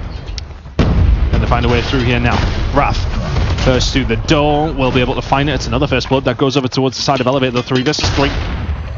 They once again found themselves inside of B, and this time, crucially, they do have the bomb. All bags coming through from Susano. It's just such a tough thing to try and deal with, but Solo will get this one down on, so he hopes. Can the retake come through here? Well, we'll get taken down. Susano now left in 1 versus 3. Come on. I got to think Susano's going to take a lot of pot shots through what is a very bangable spot. Pause. Going to go for it. 1v3. Has the HSO. Tags. Gets a skill. No dice. Unfortunate there for Elevate. But that is, I think, what OUG wanted, right? To just kind of blitz these sites and actually get through. I think the biggest issue is they've been out-sniped over and over again. This time, Susano, deal with him at least early on, get him out of the conversation, get in towards the site, and then you see where OUG can find some success. They just got to find a way around Susano right now, man. He's 8 kills to the good right now. Kendi also at 5. Elevate Sniper Rifle's putting in a shift at the moment. It's nice for OUG to get one on the board. They would have liked the previous round as well, though. They kind of went with the same setup. This time, crucially, as mentioned, they did have the bomb. It's another first blood. I think that's 5 for 5 for Elevate now. A couple have been traded, of course, but the numbers don't lie. You find those first bloods, you will quite often find a lot of rounds alongside of it. B seems to be the angle as we take maybe a slower stride. towards the site, and a differential to what we've seen over the first 4, which is fast and furious. Clo getting aggressive, and you will just catch Solo pretty much with his pants down. 5 versus 3 now for Elevate. And again, if Blitz has been the play call for OUG, this round has gone very alright. And they need to try and figure out a way through. The big issue here for them, of course, not just the sniper rifle, it's the fact that Susano has pushed so far out the map. So off the back of this rotation, they're going to get caught with their pants down. Does he see him? Oh, it doesn't matter. Susano will find it under Tectonic. Now left in the 1 versus 2, all on his own over towards this side. Here come the reinforcements. Yeah, Raf, good luck. Elevate 4-1-2. They're good. They smell blood in the water. And they take that one with both hands. I think the problem there for OUG, they just kind of got themselves stuck, right? And they got picked apart very, very quickly. B didn't work this time. Now you're stuck. You didn't put any other resources over towards the other side of the map. Difficult spot, but... well, we'll try it again. OUG over towards the B side once more. Oh, it's a brave play coming out from Solo. Smoke in the middle of the map to try and get past Kendi. They will do exactly that. Kendi now dealt with, and this is the exact same kind of play from OUG that we saw just a couple of rounds ago, where they blitz the B site, they get control. Elevate, though, they've got more men up here for the retake. Elevate maybe had a roll of the dice, presuming an air push was going to come through. Susano through the wall again. It is nightmare fuel for the SMGs. Inside of the B site, Clo trying to find a way through, but PJ will be the one to find a kill. Solo, he can answer back with 1. Needs to be able to find the second. Susano will get the kill, but King will find 2. OUG will end their attack inside with a 4-2 deficit. Not the end of the world, but Elevate will be sitting pretty right now. Yeah, I will say OUG felt a little bit one note in their search and destroy there. You know, their success came from just blitzing the sites, and whenever they adapted to that, they didn't really have much of a response. Curious to see what Elevate looked like then on the offense. If so much of your firepower in this search and destroy comes from the sniper rifle prowess, well, you've got to be hoping for the first bloods by way of said snipers. I don't know if OUG are going to give those sniper kills up for free. They will certainly be ready for it. Full stack in the A site right now. Susano, he's been a beast. Oh, Tectonic. That's one of those angles you'd have loved a sniper, but on the other side, Susano uses that to his advantage. It's the opening blood again. And I believe that will be now, what, 6 for the side of Elevate to the 1 of OUG. And it does tell the story. They are finding those picks, those sniper players are what's really propelling them. It has been the catalyst for a lot of these rounds for Elevate. And OUG just don't have that level that we've maybe seen from them in the CDM, of course, with their 2 S&D players. That's the difference maker, isn't it? What worked for them so well in CDM was getting those first bloods of snipes. Not happening though. First couple of kills coming through from Solo and King. Big one to close. You could get it here. Oh, does exactly that. That is an epic conversion. And now Susano left in an awkward spot. Yeah, this is going to be tough now from this situation. Gets stunned up. First defensive round goes OUG's way. And that's without the first blood that came through the Tectonic. They found the pick through the middle of the map there. Did Elevate. Chose to just back on down. Didn't necessarily force any issue from that side. Tried to wrap back round long and it didn't work out whatsoever. But Kendi will find the opening blood through the middle of the map, through the smoke, the fire, the flames. And now Rappenkov got something to do here inside of B. Had to go for the Charles. Did not manage to find the second one, but it's all kicking off now inside of the winery. Can they manage to find something? Cartels will get taken down and Elevate have their way. I just love the adaptations there from Elevate. Look, you know, we know that Solo is going to be inside the bar. Let's just double hit him. Let's just make sure that he can't take us both out of the HSO, and that flood is something that OUG will get overwhelmed by. Now down to Tech, the veteran, the former world champ, can't get it done here in a 1 versus 3. When Elevate figure you out, man, it is an issue, and it feels like they figured out OUG thus far in towards this S&D. OUG, got to buck their ideas up if they want to try and win this S&D. I'll come 3 just down. in time for this. It's far from done though. Just in time for this. Elevate now having to push over towards this B side. You're only VR guy? I know. Themselves up I am a VR streamer too, but first blood. I mean, man, this has got to be killing OUG. Constantly fighting off the back foot. To find themselves even just 5-3 down is last year we did quite positive, but right now they are surrounded. Inside of B, they've had to back on down. They've done the right thing. Clonco trying to find a way through, but not quite in the position that I maybe thought that they were in. Susano, 14 kills to his name. Can they utilize him here? I got McDonald's cookies, by the way, Galaxy. First blood, not great. First middle map, so that should force everybody through the other side here. Raph, though, gets overwhelmed. He needs help. He has nobody in right now. Maybe a late hit coming through from the winery here. Raph, overwhelmed, though. If he can find even anything here, would have been a bonus, but he stays alive for a little longer than Elevate maybe wanted him to. PJ was able to find it. King was able to find one back here with the Type 63, trying to find a break on through with it. Has to be accurate, cannot be. Up against Klo. Khan tells us here and does have Tectonic on his way over, but Elevate slowly and methodically force their way inside of B. This bomb will now make its way down. Bomb has been planted. 45 seconds. OUG need to find a way in. Well, they don't have to deal with the sniper rifles at the very least here, so they can at least get in towards the site, but past that point, that's really the question for me. Cartel's looking for the pick. Klo smelt the gap and walks straight through. Tectonic can find one, cannot find the second. The trades come through and Elevate find themselves one round away from tying this series up. IUG's retakes just have not been that good at the moment. That's, I think, what, back-to-back rounds effectively where Elevate have managed to get in towards the B site and IUG haven't really had a proper response. They're not getting first blooded, but that is information early on in the round for Kendi. They now know that 3 players have made their way over towards B, so A will be a significantly weaker site to deal with. Util going out for OUG. It's information gained. That nade's going to push Susanna away for the moment here. Elevate though, now looking for the first blood. Trades over by A long here. Elevate haven't committed to either of these 2 sites. That bomb is still back in the spawn. Susano now looking. He's trying to find a way through. I mean, this is just not where you want to be if you're solo.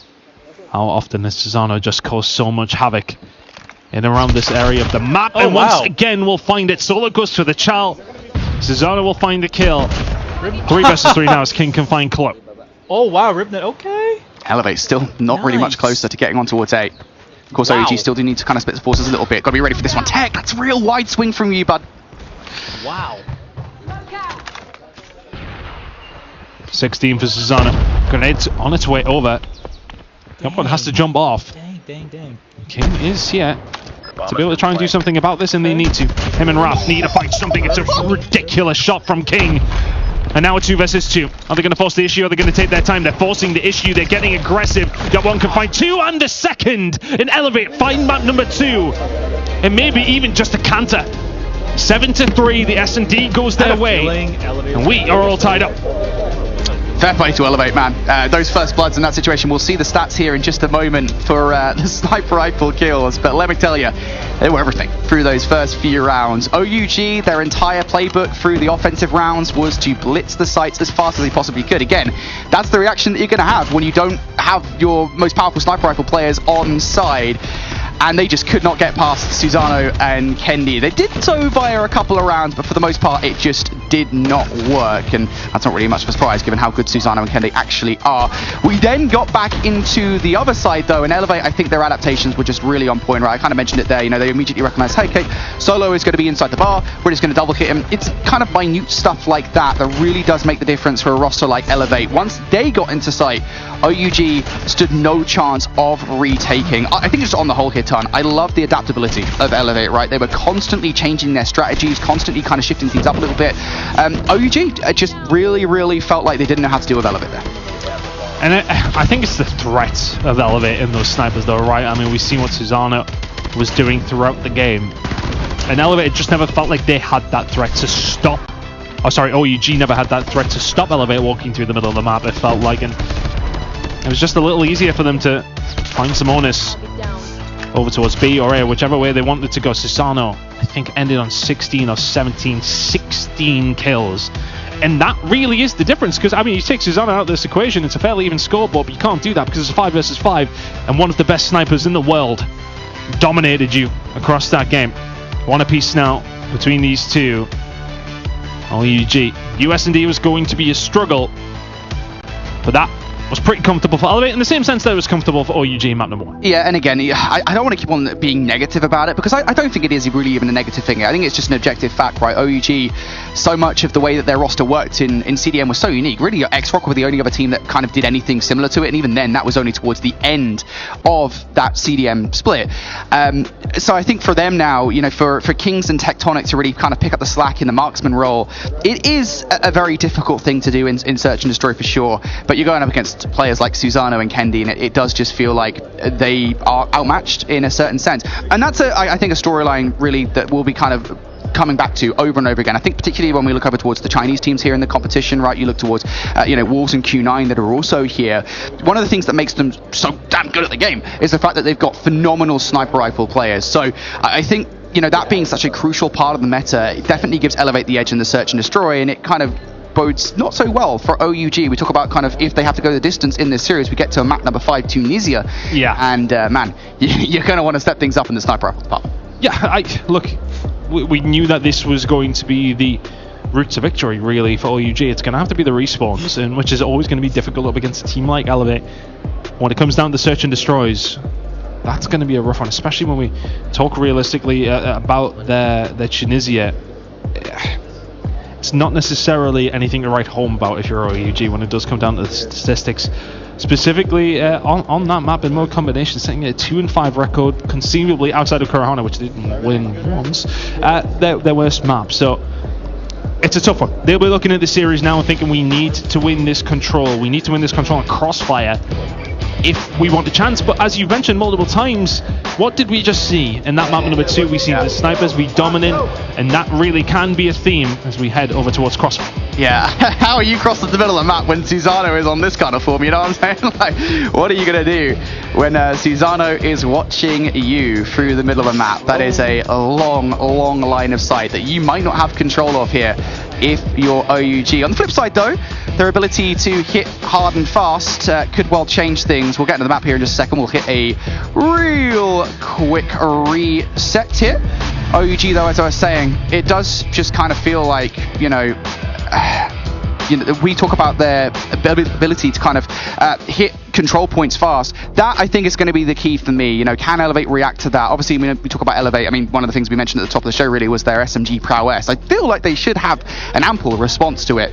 But that feels like the ticket for me for OUG getting in towards this game. That's the way into Crossfire control. I think, when we were talking about this game, when we kicked off this series, we were saying how important the hard points are. But all of a sudden, after those first 2 maps, how important this control becomes. Because I think for both these 2 teams, this is the swing. You would feel confident in your mode. Elevate will feel confident about search and destroy, or OUG will feel confident about hardpoint. Right, okay, there's 2 maps. You need a third. And control is going to be that for one of these 2 teams, you would like to think. And it's a hard one to maybe decipher here. Look, I mean, the control record for the side of OUG over the season, 14-7, that's very, very solid out the gate. But it's the Crossfire that I don't want to say I worry about, but a 3-3 record. Takeoff was really their bread and butter. Sitting at 10-2, quite often had the ability to pick that map. They haven't had that opportunity now. A lot of their control really did rely on that takeoff. Yeah, I will say Elevate, though, on the other side, Crossfire Control, it was a map that they played, I believe, versus Stuart back in the upper bracket final of Garena Finals, and it was a map that Elevate actually lost, I believe, and the reason for it was actually that they kind of allowed Stuart all the way through towards what we call kind of bottom top X, if you will. If OUG can do that, if they can kind of trap Elevate in towards their back spawn area, perhaps over towards B, they'll be fine and dandy, but again, it's just dealing with Susano. That's going to be the problem. Kicking things off here now. On the defensive side are going to be Elevate. See OUG trying to find a way through. They've got a little bit of a hold on over towards it. Oh, they did. Never mind. PJ. Absolute domination once again with the shotgun. Got Claw alongside to try and hold this one down. OUG are able to find a couple of kills to maybe just slow that bleeding, but Elevate, my word, that was a ridiculous retake from PJ. Stopping an indomitable starter shot. Oh, PJ. All right, hasn't been shot. Cleans it up in the end. There's a little one-tap coming through there from Raph, but it's not really that much damage done by OUG at this point in time. Kings is actually going to find a couple of kills here, Ton. So that should open up some space for OUG to get on towards A. And now if you're Elevate, you have to start questioning how much investment do we want into putting stopping towards A. Obviously, we want a defense protective round number 5, but still, don't want to go too crazy with it because you can go overzealous and you can open up a lane.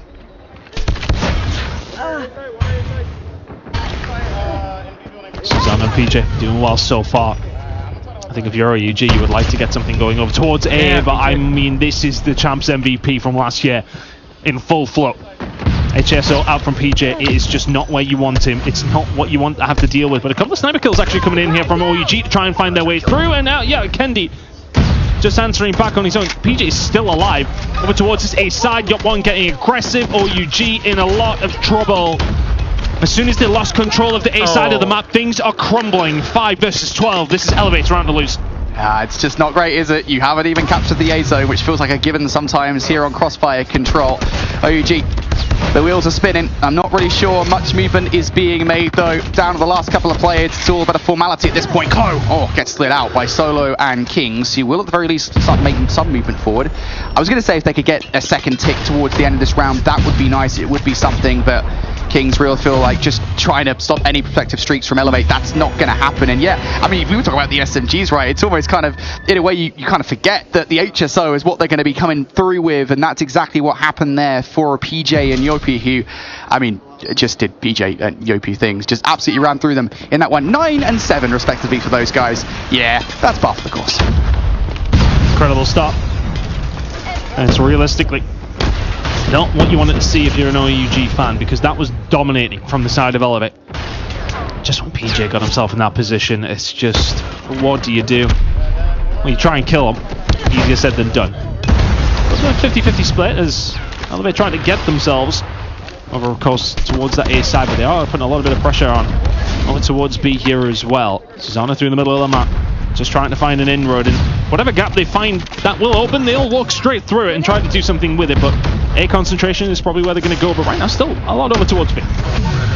And here comes the operators from Elevate as well. That snowball effect that we're always talking about, right? Chloe and Kendi investing in towards this round. Oh my God. Predator Missile also coming into play. It is a full blue feed ton, and this is starting to get out of hand for OUG.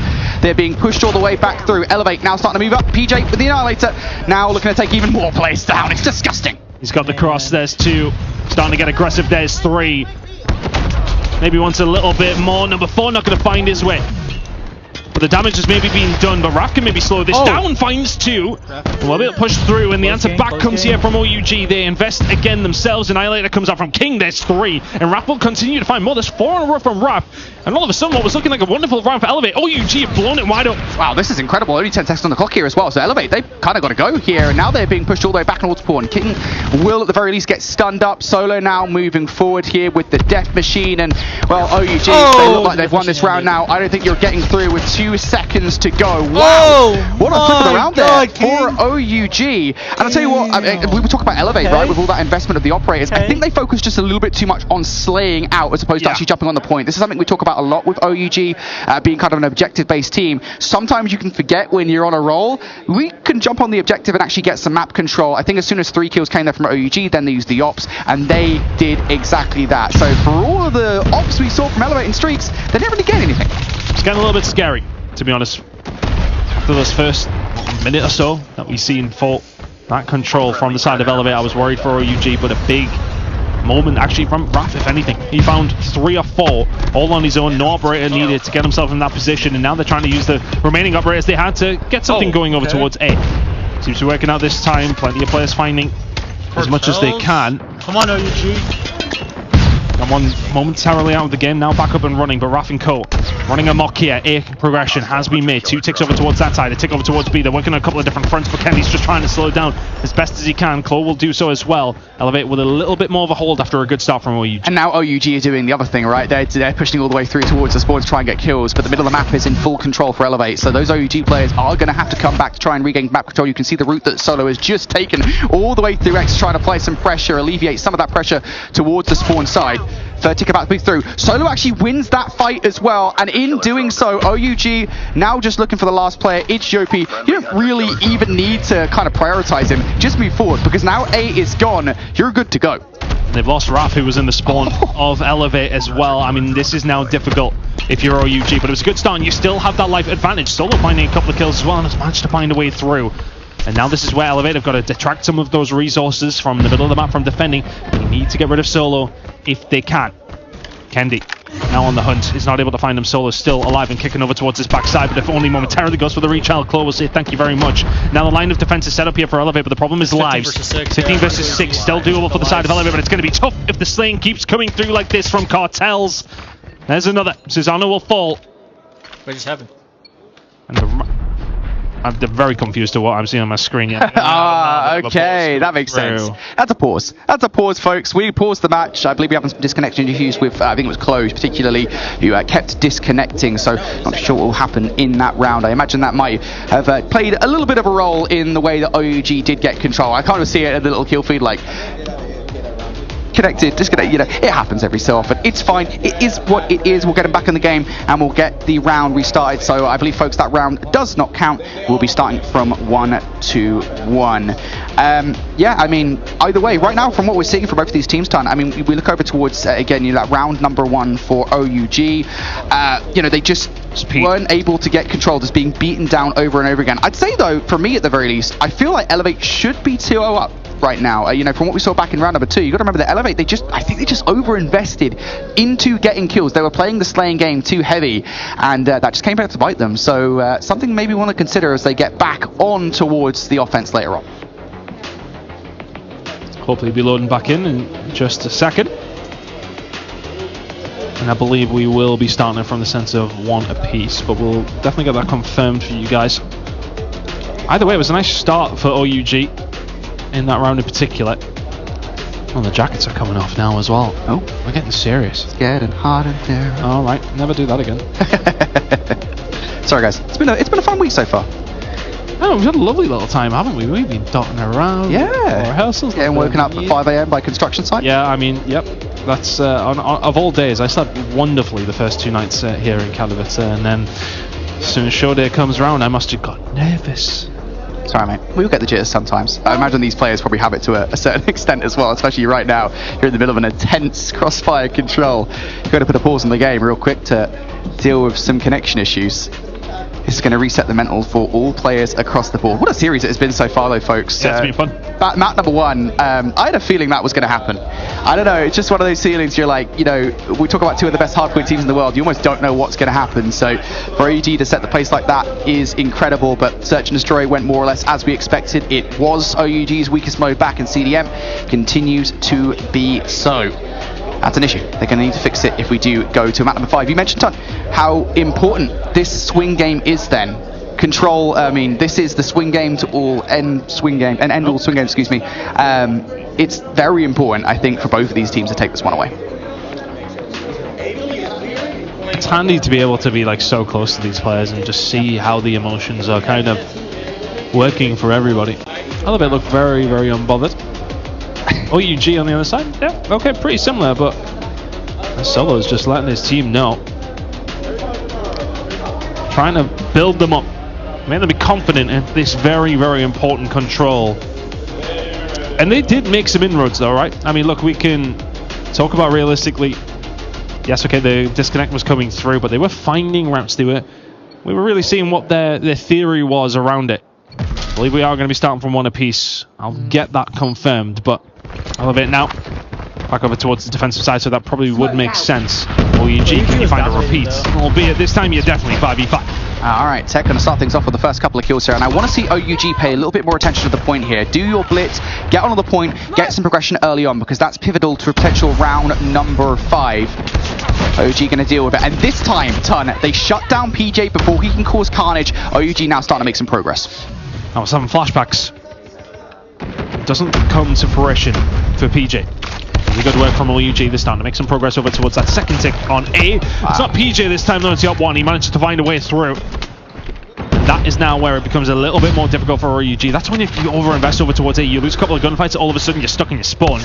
Yup 1 just trying to back down, and he's doing the best that he can. Just staying alive is dangerous. Soloed up, has found a way through. The second kill will be massive, cannot find it. Elevate still in control. It's tough. Solo needed a little bit more value there, because that would have opened up a path towards B. For now, though, they might have to settle on towards A. Kendi might not let them, though. Going in for it. Kendi, no way! Man. Stops them before A goes their way. That would have been a nice extra 60 seconds, but now it's been denied. Solo is here, though. They haven't been able to push through. He's able to find 1. Raph finds 2. And that should be a gone. So not too bad here from the side of OUG. Lives ever so slightly in their favour. Raph now going to find 1 on the PJ as well. Kendi needs to find something here and does not. Raph will find the kill. And he's opened things up over towards this backside, and OUG can start walking through that door. Solo will find another. Clover's the only one who can find anything back here as King will find another. Control over towards B here for OUG. Solo, I was going to say, if Solo gets control of X, that would be huge. But now OUG going to have to do this from the front. Raph and Tech will find some kills. OUG, slight life advantage. They're starting to apply some pressure as well. The heat is being raised. Elevate. They've got to stop OUG getting through the front door. 6 versus 9. 9 versus 5. King will find Susanna. OUG should win this one. Elevate cannot make mistakes now. Turns kind of into a game of search and destroy. Oh my word, it's the longest gunfight we've ever seen. Yacht1 will find Solo and Susano will find Raph. 4 versus 6. Oh no! This is now doable for the side of Elevate, but they are down in numbers. Now a 4 versus 5. Kings behind as well. This is pivotal. Kings could well win this round. Finds Kendi. That's it. 5 versus 3 now, and they have to turn around to deal with Kings. Come on, let's find it. Uh-oh, 4v2. Yacht1 will find one back with the Sparrow. Investment comes Come on, through OUG, take for the North. round. Take the and round. PJ now in a 1 versus 4. This is a massive round if OUG can find it. But if you are not to count anybody out, PJ is the one. Taking his time, but the problem is that progress has been made to B. You have to make the investment, you have to make the move. Cartels will find themselves 2-1 up here now in this control. On the attacking side, they go over towards defense to find the map. Kings was huge there. Everything, finding himself behind enemy lines, getting a player to turn Elevate's attention away from the point. Open the door for OUG. Plays like that. That's what makes OUG different gravy. Now they have to be the aggressors. They have to be the ones bullying Elevate into the sport. Trying to do that straight off the bat. A lot of investment coming on through, but if that investment does not pay off, then that's when things get a little bit scary. Raph, King, they will find a couple of kills to just to try and force OUG up the map. Raph, how is he doing this? Finding the kill on the Kendi was massive, but now all of a sudden Elevate found a way through over towards this B side. Starting to extend, Close starting to get in some dangerous positions. Elevate starting to find a little bit of flow. But can King knock the wind out of their sails? Not if he gets shot in the back. Chloe will find him, so only 1 kill coming out for the Annihilator. Raph trying to find something here with the Sparrow as well. It's a fast and furious start for Elevate that found themselves in a good spot. Yeah, this is the difference maker for me right now, is Elevate are actually focused fully on the point. They are zoning in to making sure they capture B early on, to the point where OUG are kind of having to send what forces they can actually get through that line towards A. I don't think they even know. They will find a couple of kills here. Finally, PJ. Actually takes that player down. And now you've got to deal with PJ if you're OUG. You've alleviated some of that pressure, but you have to remove PJ from that position towards A. Just no way. He should find the first, and then he's able to find the second. Progress being made over towards A, though, while this is all going on. Solo and Kodo can get a little bit of control here now, starting to push forward, trying to put them to the sword. 14 versus 11 in favor of Elevate. They've just managed to get a hold of A, and Yacht1 will find those couple of kills. Looking for a third, cannot quite get it underneath these belt, but they still have work to do over towards B. The lives do belong to Elevate. Damn. Annihilator now, investment. Elevate have been so good in this round, looking to tip the scales in their favour. OG do have players over for the point though, so they haven't fully cleared the point just yet. All on Kings. Has to alleviate some of this pressure. That's Yoppie down. That's the player that's been a nuisance. They find the kill, and now all they have to do is worry about one direction. 3 kills will fall their way. 7 versus 6. Raph looking to try and find a little bit more. 6 versus 6, and if this round goes OUG's way, they find themselves with the lead in the series again. OUG not going to push up just yet. Holding angles. And they're giving Elevate time to charge in towards those operators. Couple on the board. Kendi's going to invest. That's Solo out of a key power position. Yoppie also has his. But OUG, I think they might be playing for operators themselves. None are on the board right now. They're slowing the hell down. They've got 60 seconds to play with. Wait and let Elevate invest theirs. That's exactly what's happening. Step back. You're running out of lives. This is a big kill. If you can find it, Raph will find one, but he does get taken down. It's a 4 versus 4. Susano will find Tectonic. 4 versus 3. Elevate have somehow pulled this one back. Time isn't necessarily too much of an option here. PG will find one a Solo. 4 versus 2. They have somehow picked them apart here, Brody. But can King and Cartels push this one up? Those nades are just so good. It's like they know where they are. Damn. Yoppie and Kendi will find a way through. B is now underway. And Elevate will live to fight another day here in this control. We head to a round number 5. OUG playing for those operators. They were playing for the 60 seconds. They did not arrive in time.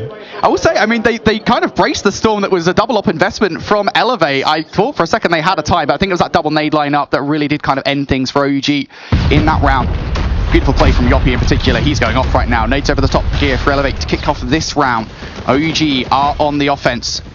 And it's through the smoke. PJ, the Michael Myers music is playing. He's trying to be a nuisance. And there he is, PJ, doing the killer things. Finds it. And now all of a sudden, then you find something over towards this A side as well.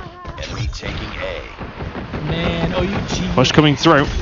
But look at this kill feed. I mean, it's just full of Elevate players.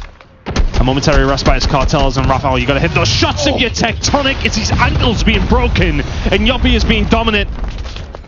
Elevate just seemingly finding way through.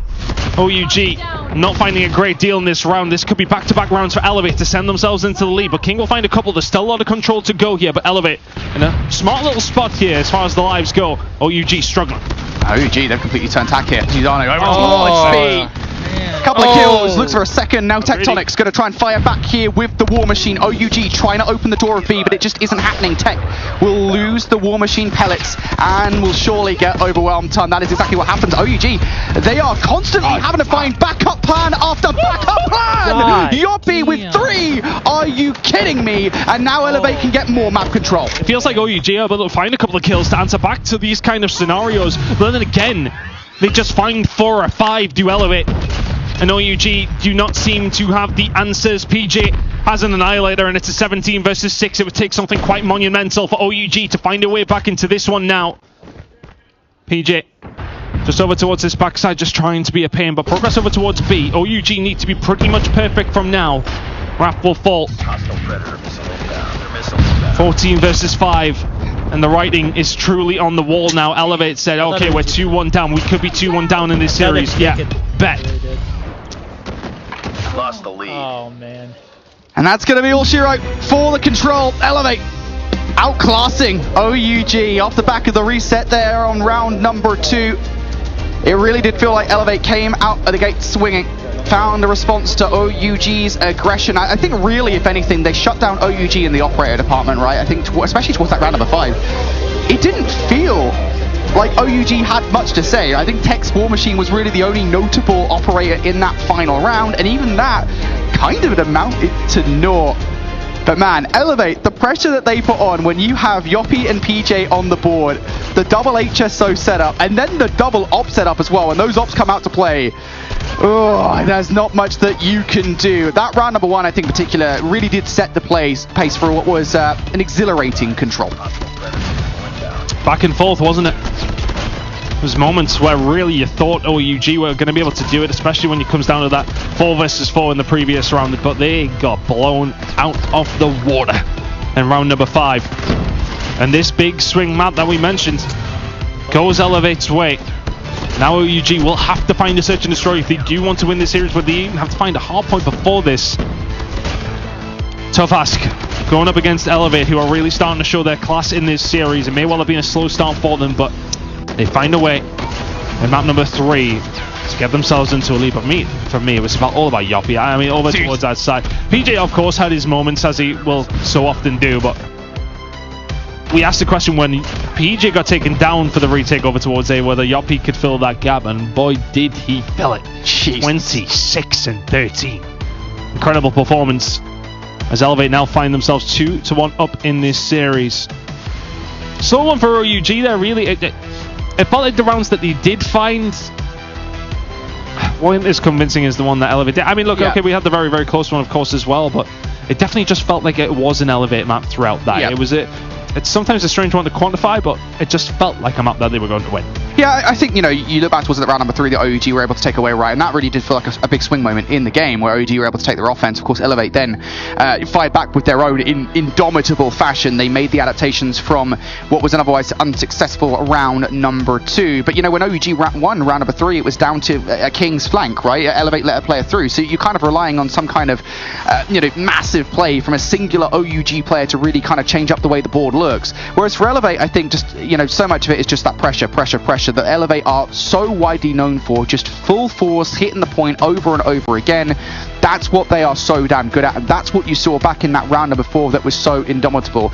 And I want to say that OUG, they had some kind of response, right? I think, we look back towards the end of that round number 4 where OUG had significantly slowed down. There was 60 seconds on the board. It was a double op investment from Elevate, and they're like, look, we don't have any ops on the board.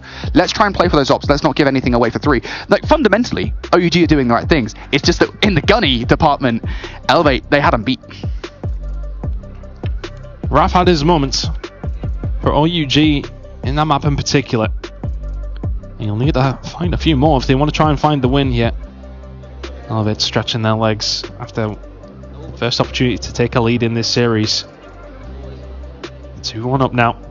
See how things are going to go between these two as the series does continue. OUG, can they find this hard point? Can they force a map number 5? Based on what we've seen in map number 1, you would like to think so.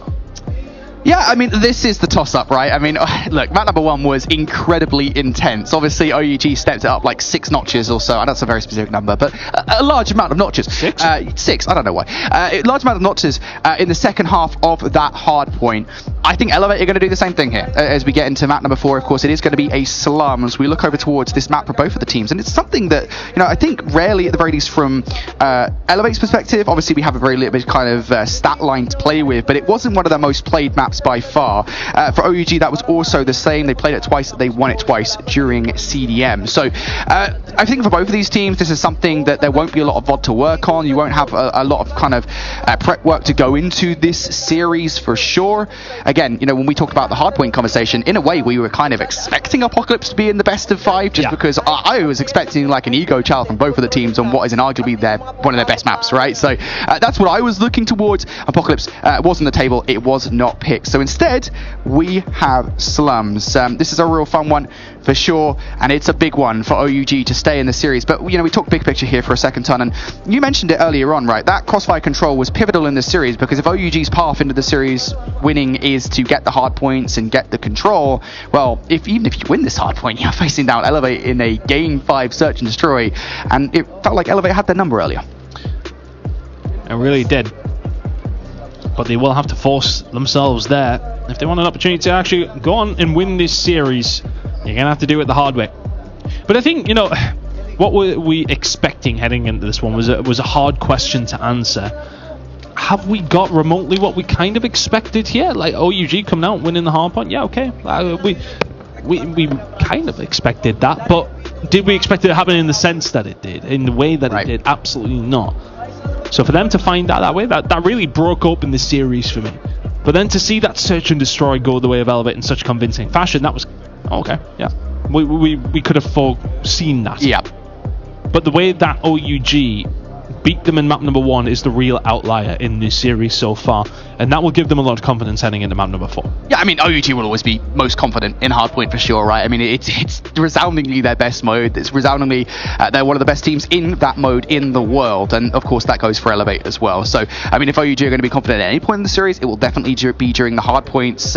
Although again, Elevate just so damn good at hardpoint themselves, I wouldn't say this is by any stretch of the imagination an OUG guaranteed win.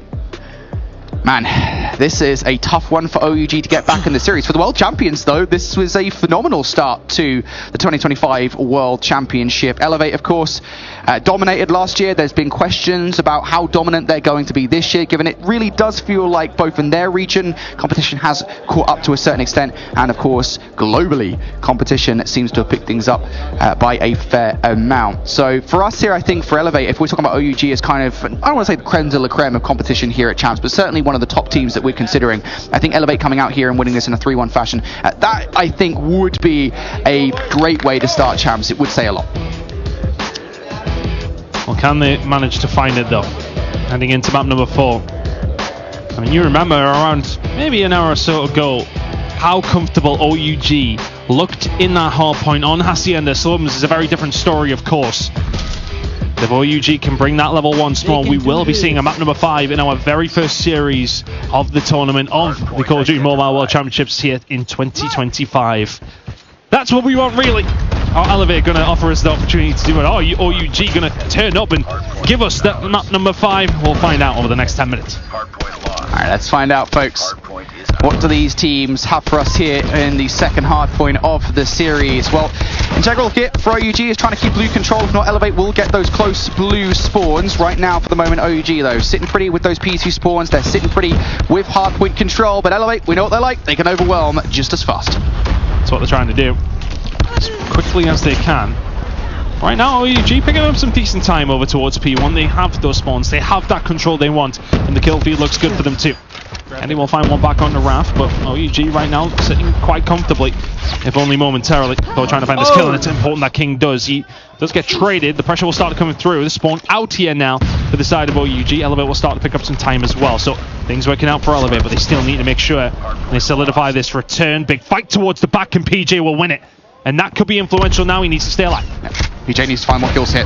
Nobody towards blue as well. That was a full focus from OUG on towards PJ. So now they've allowed Elevate to flood through that blue side. Now Elevate looking for the kills. Trades in favor of OUG for the moment here. Back spawn's not solidified with that kill. It should be, but the problem is here, Ton. Sometimes those back spawns can be a bit of a nuisance if you are being flooded through the front. But OUG, they've dealt with the pressure beautifully. Only one more player to go. And that's a great recovery from OUG. Followed up by a nice Sparrow from Kings, who will fight even more. He's wiping them. Incredible work from King. He'll keep things going here as well. And that was important because, as you say, you really can start to get funneled, and they may well do if Yoppy can have his way. Henry will find another on the Cartels. They're trying to find a push over towards this back street as well, but PJ through the front door. OUG already picked up some decent time here, so if they can find any more, that would be brilliant. But Cartels and King, yeah, they'll do what they need to do. Cartels with the Tempest out, and they will lock this one down. They feel it's important to get this time. P3 rotation going to be coming up shortly. Elevate should be the first ones there. OUG, you need this time. You're going to get it. Great hold over towards P2, but the rotation for Elevate is ongoing. Yeah, beautiful operator utilization coming out from OUG as well. We saw, was it Kings with the Sparrow getting, I think it was like 5 or 6 kills in a row there, and then Cartel's going to bring out the Tempest as well. OUG looking good off the back of that hard point, but Elevate, they are ready for the rotational battles. They're dealing with the players through, but the spawns on this hill, they are unwieldy if you don't have players sat all the way towards the back. Keep an eye out for any OUG players that might get through. Yeah, they just got a momentary spawn over towards this backside behind the fountain, and now you have to try and deal with it if you are Elevate. Right now, OUG are finding their way through though, starting to collapse, but can Susano do anything about this? There's 2 kills to his name with the Death Machine. And continues to find kills, continues to slay. A really good work from Susano, because that was a scary moment. But momentarily spawns over towards the backside here for OUG, trying to find a way through, but Klo, he may well be able to shut this down. It's kind of a bit of a carbon copy here. Invest as much as you can to find as many points as you can, and Elevate are doing exactly what OUG did to them in the previous hill. Yeah, they just do not want to find themselves out of depth in this game. It was a triple investment coming up from Klo, Susano and Kenny there to make sure that Elevate did hold in towards that hard point, because you can lose control not just of that hill, but also of first touch on towards New. We go over towards the garage hill next up, Ton, and OUG already trying to hit it through the front. Real good answer back here from Elevate, but I don't think OUG will be too despondent, too disheartened by that. It was a big investment came through from Elevate, in the same sense that investment came from OUG over towards P2. So it's almost a like for like with Elevate.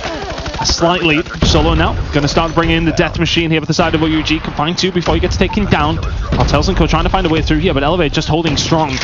Big congestion hill typically is. Tectonic will find 2 though. This may well be the moment for OUG to find a way through. Yeah, that's going to split the difference. Yeah, beautiful play from Tectonic. He not only finds a couple of kills, but also draws the attention of the other players inside the hill from Elevate. So OUG now able to get through the front of the hill, but Elevate, once again, they are a fast-paced team. This 30 seconds is a lot to them. It's a lot to any team really, but they are going to go full invest in towards this hard point. Yeah, and that's the first time we've really seen either one of these teams clear anybody out over towards this P4 hill. But once again, OUG are here to answer right back. They'll find a couple of kills. Raph being the tip of the spear, finds a way through, but Klo from the outside, able to slow things down. Solo with a big name that will come on through. Elevate may well be able to answer back, but OUG getting themselves some decent time here. They've done all right, and as we head into a second rotation, it is nothing to split them. Really good investment from both these 2 teams, and I think that's the quality that we're seeing here. Every single time that an operator is coming out, they are making it count, and that's why it's so close. And I think specifically going towards a P2 and then the P3 obviously as well, right? You see those operators coming out from both Elevate and OUG. OUG, what was it, a double investment from them to hold P2 down. Elevate, triple investment from them to hold P3 down. This, you guys are watching right now, some of the best teams in the world on the hard point, and that is showing out in the way they are using their operators. So we'll try to keep that in the back of our minds here as we move forward into what is basically a tied game at the moment. OUG currently spawning on P2 sides. They need to hold those spawns. It really does feel like a mistake is what's possibly going to cost one of these 2 teams, because neither one of them really made it. OUG, did you just make that mistake by allowing those P2 spawns to go the way of Elevate? This may momentarily actually still a fight going on between Klo and I believe it's actually King over towards that backside. They're juking it out for the spawns, and that may well be that. One more player does actually spawn quite close here for the side of OUG. He's dealt with this well. 10 seconds to go over towards P1. Elevate getting time. Elevate have spawns. OUG will have to do this the hard way. OUG just have to try and flood through blue. That is really the only way you can break this hard point. There's no point going any other direction. That's a close spawn that you are going to get here. Yoppy's there to greet them in such a not nice way towards that blue door though. Elevate watching every single point of entry in towards this hill, and here comes the Death Machine out from Susano. And I think the problem is now for OUG, do you invest to try and find a way through, or do you just try and do as best you can, let Elevate invest, and then use what you can to try and have a rebuttal over towards P3? What's the option? Right now, Chloe's got the equalizers out. Doesn't find a great deal. OUG can smell Oh, the they can water. go in, they can go in, they can go in. Yeah, not a lot actually from both the Death Machine and the Equals there. Now you're seeing OUG starting to hit the front of the hard point here, trying to steal time away from Elevate. Still a fair amount. Back in towards the spawn they go. Smokes galore to try and obfuscate things. No! But Yoppy does not care. 2 kills for him, and that clearance of 25 seconds left. Still a lot of time to fight here if you're OUG, but you don't want to over-invest and accidentally flip out spawns. That could have been massive for OUG. You pick up 25 seconds. All of a sudden, it's what, a 10-15 point game heading over towards P3, but you could be in a really dangerous position. Investment coming in from either side of things here. The Sparrow winged out from Yoppy. Fantastic comes through here from the side of OUG, just trying to slow things down, but the rotation, look at it. For all that you've had that P2 control, OUG would have counted on P3 going their way. Elevate are the first ones there. They broke through blue. They have the control and are in the driving seat of this map number 4. Yeah, but here comes the flood. All of a sudden, PJ left on his lonesome, around the front of the kill. Yoppy also here, Ton. Elevate, they are bracing themselves for it. Elevate, they've got the kills in their favor, but OUG, they will overwhelm. This is what they wanted to see. You stop a bit of investment there from Elevate, and now you're the ones who have to hold on this hill. 3 kills come through though, and now all of a sudden Kendi has the War Machine out. Can they find a breakthrough from that? Tectonic answers with his own. He will find a couple. OUG need this time, they need this hill. Right now it's contested and PJ's on his way. HS is out. What can he find? Not one, but the second and third fall the way from Elevate as a team. They will find a breakthrough. OUG cannot hold on to anything. Elevate seems to have found another level, but every single time I say that, OUG seem to be answering back in the kill feed. 15 seconds to go here over towards P3, but it's the first very comfortable lead we've seen all game long for Elevate. They're in the driving seat still. Yeah, you can kind of compare what Elevate were doing on the last set of rotations on P3 compared to what OUG brought to the table in that hill, and just totally different gravy. Elevate with full hold, OUG don't really get that much time whatsoever. So now we get to the next hard point. Elevate, once again the first team to touch, and they're starting to go into the blender ton. This is not good. 50-point game. Oh no. OUG need to find a way through. Elevate have really stepped on the pedal in this second half. Susano starting to find kills. Everybody's starting to line it up here as well. Talk over the comms and everything is loud from Elevate. It feels like they do smell that blood. It feels like they do see the end in sight for this series. They're about to break 200 points. OUG still 70 behind. If OUG were locking in back in the first hard point of this series, this is Elevate locking in the second half of this one. Oh my. Elevate kicking off. PJ looking for the EMP through the smoke as he's done so many times. Now it's going to be Kendi. He's going to find one. Couple of kills coming through here. OUG with 20 seconds left, Ton. They're trying to fight for scrap time, but it really does just feel like they're spinning the wheels a little bit. Even this is time, and this is what Elevate do so well, is going their way. It really does feel like they are just it's a wrap fishing scraps down there. There's not necessarily much for OUG to get a bite on. It feels desperate. For desperate situations. Call for desperate measures, and right now OUG need to find a way through. P2 spawns are going to be so influential here. They need to get some good time at P1, prevent Elevate from getting much, and they need a great rotation over towards P2, and then maybe we may have a game. But OUG, there is a lot to do, and you've got to do it against Elevate. And they've already got some spawns out here, Ton. PJ spawns in around the back line, causes a spawn in from Elevate. That kind of shakes things up a little bit for OUG. They feel a little bit phased. Now they have to kind of get some kills here. Come on, Raph. There we go. Look that done. shit, Also bro. going to be the Death Machine out from Solo. OUG, though, this feels like desperate use of the operators to stay in the game. It's necessary use. Yeah. They need to keep Elevate off as much as they possibly can and keep these P2 spawns, but the flip is already actually going to come on through. Elevate have those spawns. OUG will have to do this the hard way once again. 23 seconds remaining here over towards P1. It's Elevate in control. OUG need to get that control back, and they need to find their way through. Yeah, you got to flip these spawns now. A couple of players will spawn out here for Elevate. So OUG, this is the time to flood. Don't worry about the scrap time. Yeah, it's a lot of time, but you need to go, get these kills. Oh, big kills coming through from Clover. Come on, Rapper's able to answer back. Cartels is there alongside, but one play over towards this backside from Elevate. Over. No! It's going to be Susano to shut this one down. Can't find the kill. The flood's going to start coming through from the front side from Elevate. OUG will find a way through. If they can clean house, this could be a free 60, and you're back into the game, but you need everything to go your way. They will clean house. They will get control. OUG still with life in this game. Now it's time to turn around. Watch the front of the kill here. A couple of kills coming through for Tectonic. Plug the hole that it is blue. Do not let any player from Elevate through. 45 seconds remaining here over towards P2. Oh We're getting my excited because God, if we can hold this this is down, crazy. OUG will be within spitting distance What can Elevate find? Well, it's a break on through momentarily. No. Cole will find a way through. Can PJ and Co start to light things up? They find a way in. OUG trying to battle them away. Nobody from blue side though, so Elevate continually getting through. Smoke's being annoying here. This is what Elevate do so well. These players are filtering through. They're trying to split OUG up. PJ on his way through with the Tempest. 1-2. He will find them. King. He needs to come up trumps very, very quickly. He can find PJ. It's 3 kills for King. Now 15 seconds remaining. Elevate cannot win it here over towards P2. The race over towards P3 needs to be on right this second for OUG. One player spawns in the middle of that though. Yoppy, that's going to be a nuisance here for OUG. They might not necessarily expect that. They have to get through and they have to get as many kills as fast as they possibly can. Elevate just 11 seconds away from victory and Close invested the equals. Oh, here we go. The equalizer is out from Clo. Tectonic, you're not going to be able to help out whatsoever. King has managed to find a way through momentarily, but shut down. Cartels will find them 10 seconds away from Elevate. OG, you gotta go. You gotta touch and Close, just not letting it happen. He's shutting everybody down. Can anybody from OUG touch in time? It doesn't look like it. Elevate maintain their dominance. They are the best hardpoint team in the world. Damn, that was close. 2-1. It wasn't without some competition. Yeah, there was definitely some. But our reigning champions will start their campaign off where they win against a big opponent in OUG. That was a hump in the road, that one. You could not count OUG out whatsoever. Throughout that series, you realistically knew they were going to be able to bring it. Lower bracket OUG does. But for Elevate to do that, especially in 4 maps, finding a hop up, finding a control, and of course you know the Search and Destroy is going to be their favourite. That's a big win for them to find. We haven't seen them in international competition whatsoever this year. And one of the best teams in the CDM have been dealt with in their first game. Just incredible. Absolutely incredible. What a series to start off the Call of Duty Mobile World Championships 2025, folks. Wow, talk about this game though.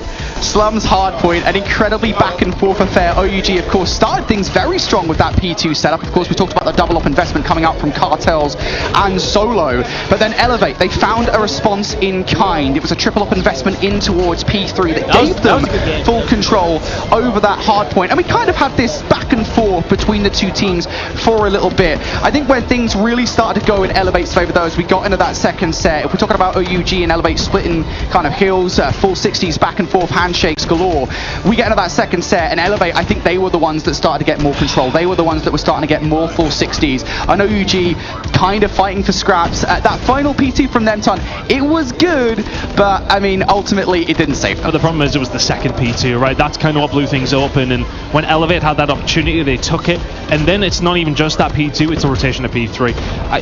If you were to take a carbon copy of that first rotation, then okay, when you see Elevate get a hold of P2 in that second time around, alright, okay, we'll go to 3 and we'll just answer back with a 60 over on there.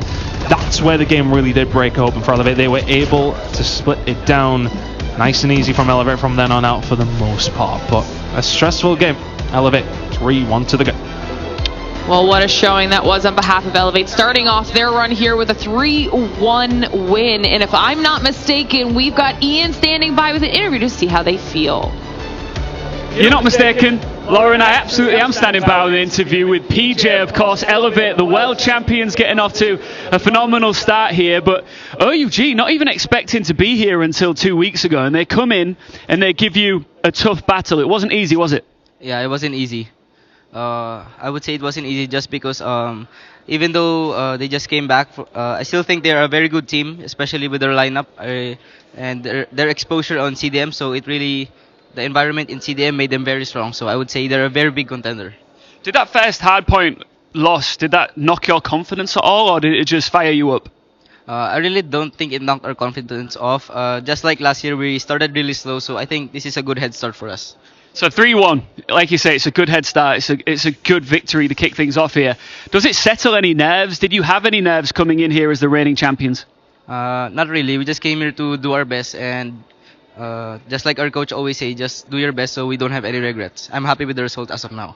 Is there any part of you that's looking backwards a little bit because you were so dominant last year? Are you looking to reclaim that form here in 2025? Sorry? Are you looking to be as strong as you were last year? Do you think that's going to be hard to do? It is going to be hard to do considering we shaped the new hardpoint last year and now every team is adapting. So I'll say that this year it will be a very harder challenge for us. Well, best of luck, PJ and Elevate, getting off to a winning start. The world champions looking good. always nice to get an opportunity to hear from the players, specifically PJ, but kind of going into exactly what you were talking about, Brody. Best hardpoint team in the world. Yeah, for sure. I mean, look, he mentioned it there, right? PJ talks about the fact that, you know, look, last year they kind of introduced a new style of play of hardpoint that not a lot of teams were necessarily prepared for last year. Now teams are prepared for it, and teams have gotten a lot better. And you saw that from OUG in that series, right? OUG, they've adapted their hardpoint quite well to what Elevate have brought to the table. But, man, you just can't beat original recipe. Elevate, they looked a lot better at it, and they proved it. Well, we will take a look back at the highlights from the entire series and kind of continue talking about this matchup, because even though, reminder for everybody at home, that OUG didn't win this matchup, it doesn't mean they're out of the competition yet. They'll just fall down into that lower bracket.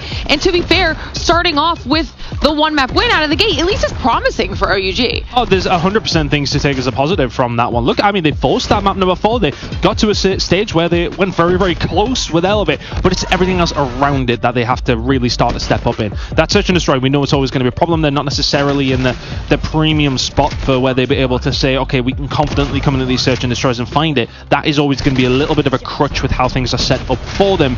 But the hard point in the control is where you can try and find something. The control just slipped through their fingers. And that final map number 4, of course, this could have been, realistically speaking, OUG had their opportunities, they just didn't take them as easily and as well as Elevate did. I think the interesting challenge that OUG have for this event is that they kind of have to be creative about the way they play around some of the top teams, right? Again, I talk about that meta being around the sniper rifles and the shotguns, and yeah, OUG have their fair share of that, but, you know, again, their playstyle has to be adapted to the fact that they don't have that ability to have a sniper down the middle of the map in crossfire control. They have to find a way to play differently than maybe some of the top teams would. I would say from what we saw in the first series, they looked pretty good, but again, I think if this is a taste of what they're going to do against the best of the best, they've still got to find a way to step things up. Definitely a learning opportunity to take some of that information now down with them into that lower bracket and keep themselves alive in the competition. And they'll be waiting to find out who they're facing off against, because they won't know until we get through that second series of the day. So a really strong start for Elevate, but kind of what, you know, you were hoping for, expecting out of that squad. What I loved when listening to PJ during that interview is that it was very clear that they expected this of themselves as well, that they knew they could do it, and that they were just happy with a good performance. Yeah, definitely. You know, I think Elevate are going to have some level of confidence here, right? I mean, like, you are the former world champions, even though you haven't had the chance to play international teams that maybe some other teams have. We didn't have a CDSI this year, for example. You know, Elevate, I still think have a level of confidence that really does show, and I think you could hear PJ just being like, look, you know, we're just going to play the best we possibly can. We know what we're capable of. Let's just bring that to the table once again here. So yeah, Elevate, confident, they look good. Well, you guys can see that reflected here in our Group A bracket, which means then we'll be looking towards Unmythic Dream, an exclusive after that. Another banger matchup. I mean, it's going to be a great group here. Yeah, I know, like, realistically, that's going to be a tough one as well for both these two teams, but then you've got a really tough outlook. If you win, you've got to take on Elevate. Yeah. If you lose, you've got to take on OUG just to survive in the competition. So, I mean, that's a really tough one for both these two teams. But let's see. Suffice to say, you want to stick around and see how all of this is going to play out, because it's only going to get more and more exciting from here. We've officially kicked off our Call of Duty Mobile World Championship 2025, though, and it's time for us to continue with that action. Before we do that, though, we're going to send it to a short break, and when we return, Unmythic Dream versus Exclusive, so don't go anywhere. You're not going to want to miss it.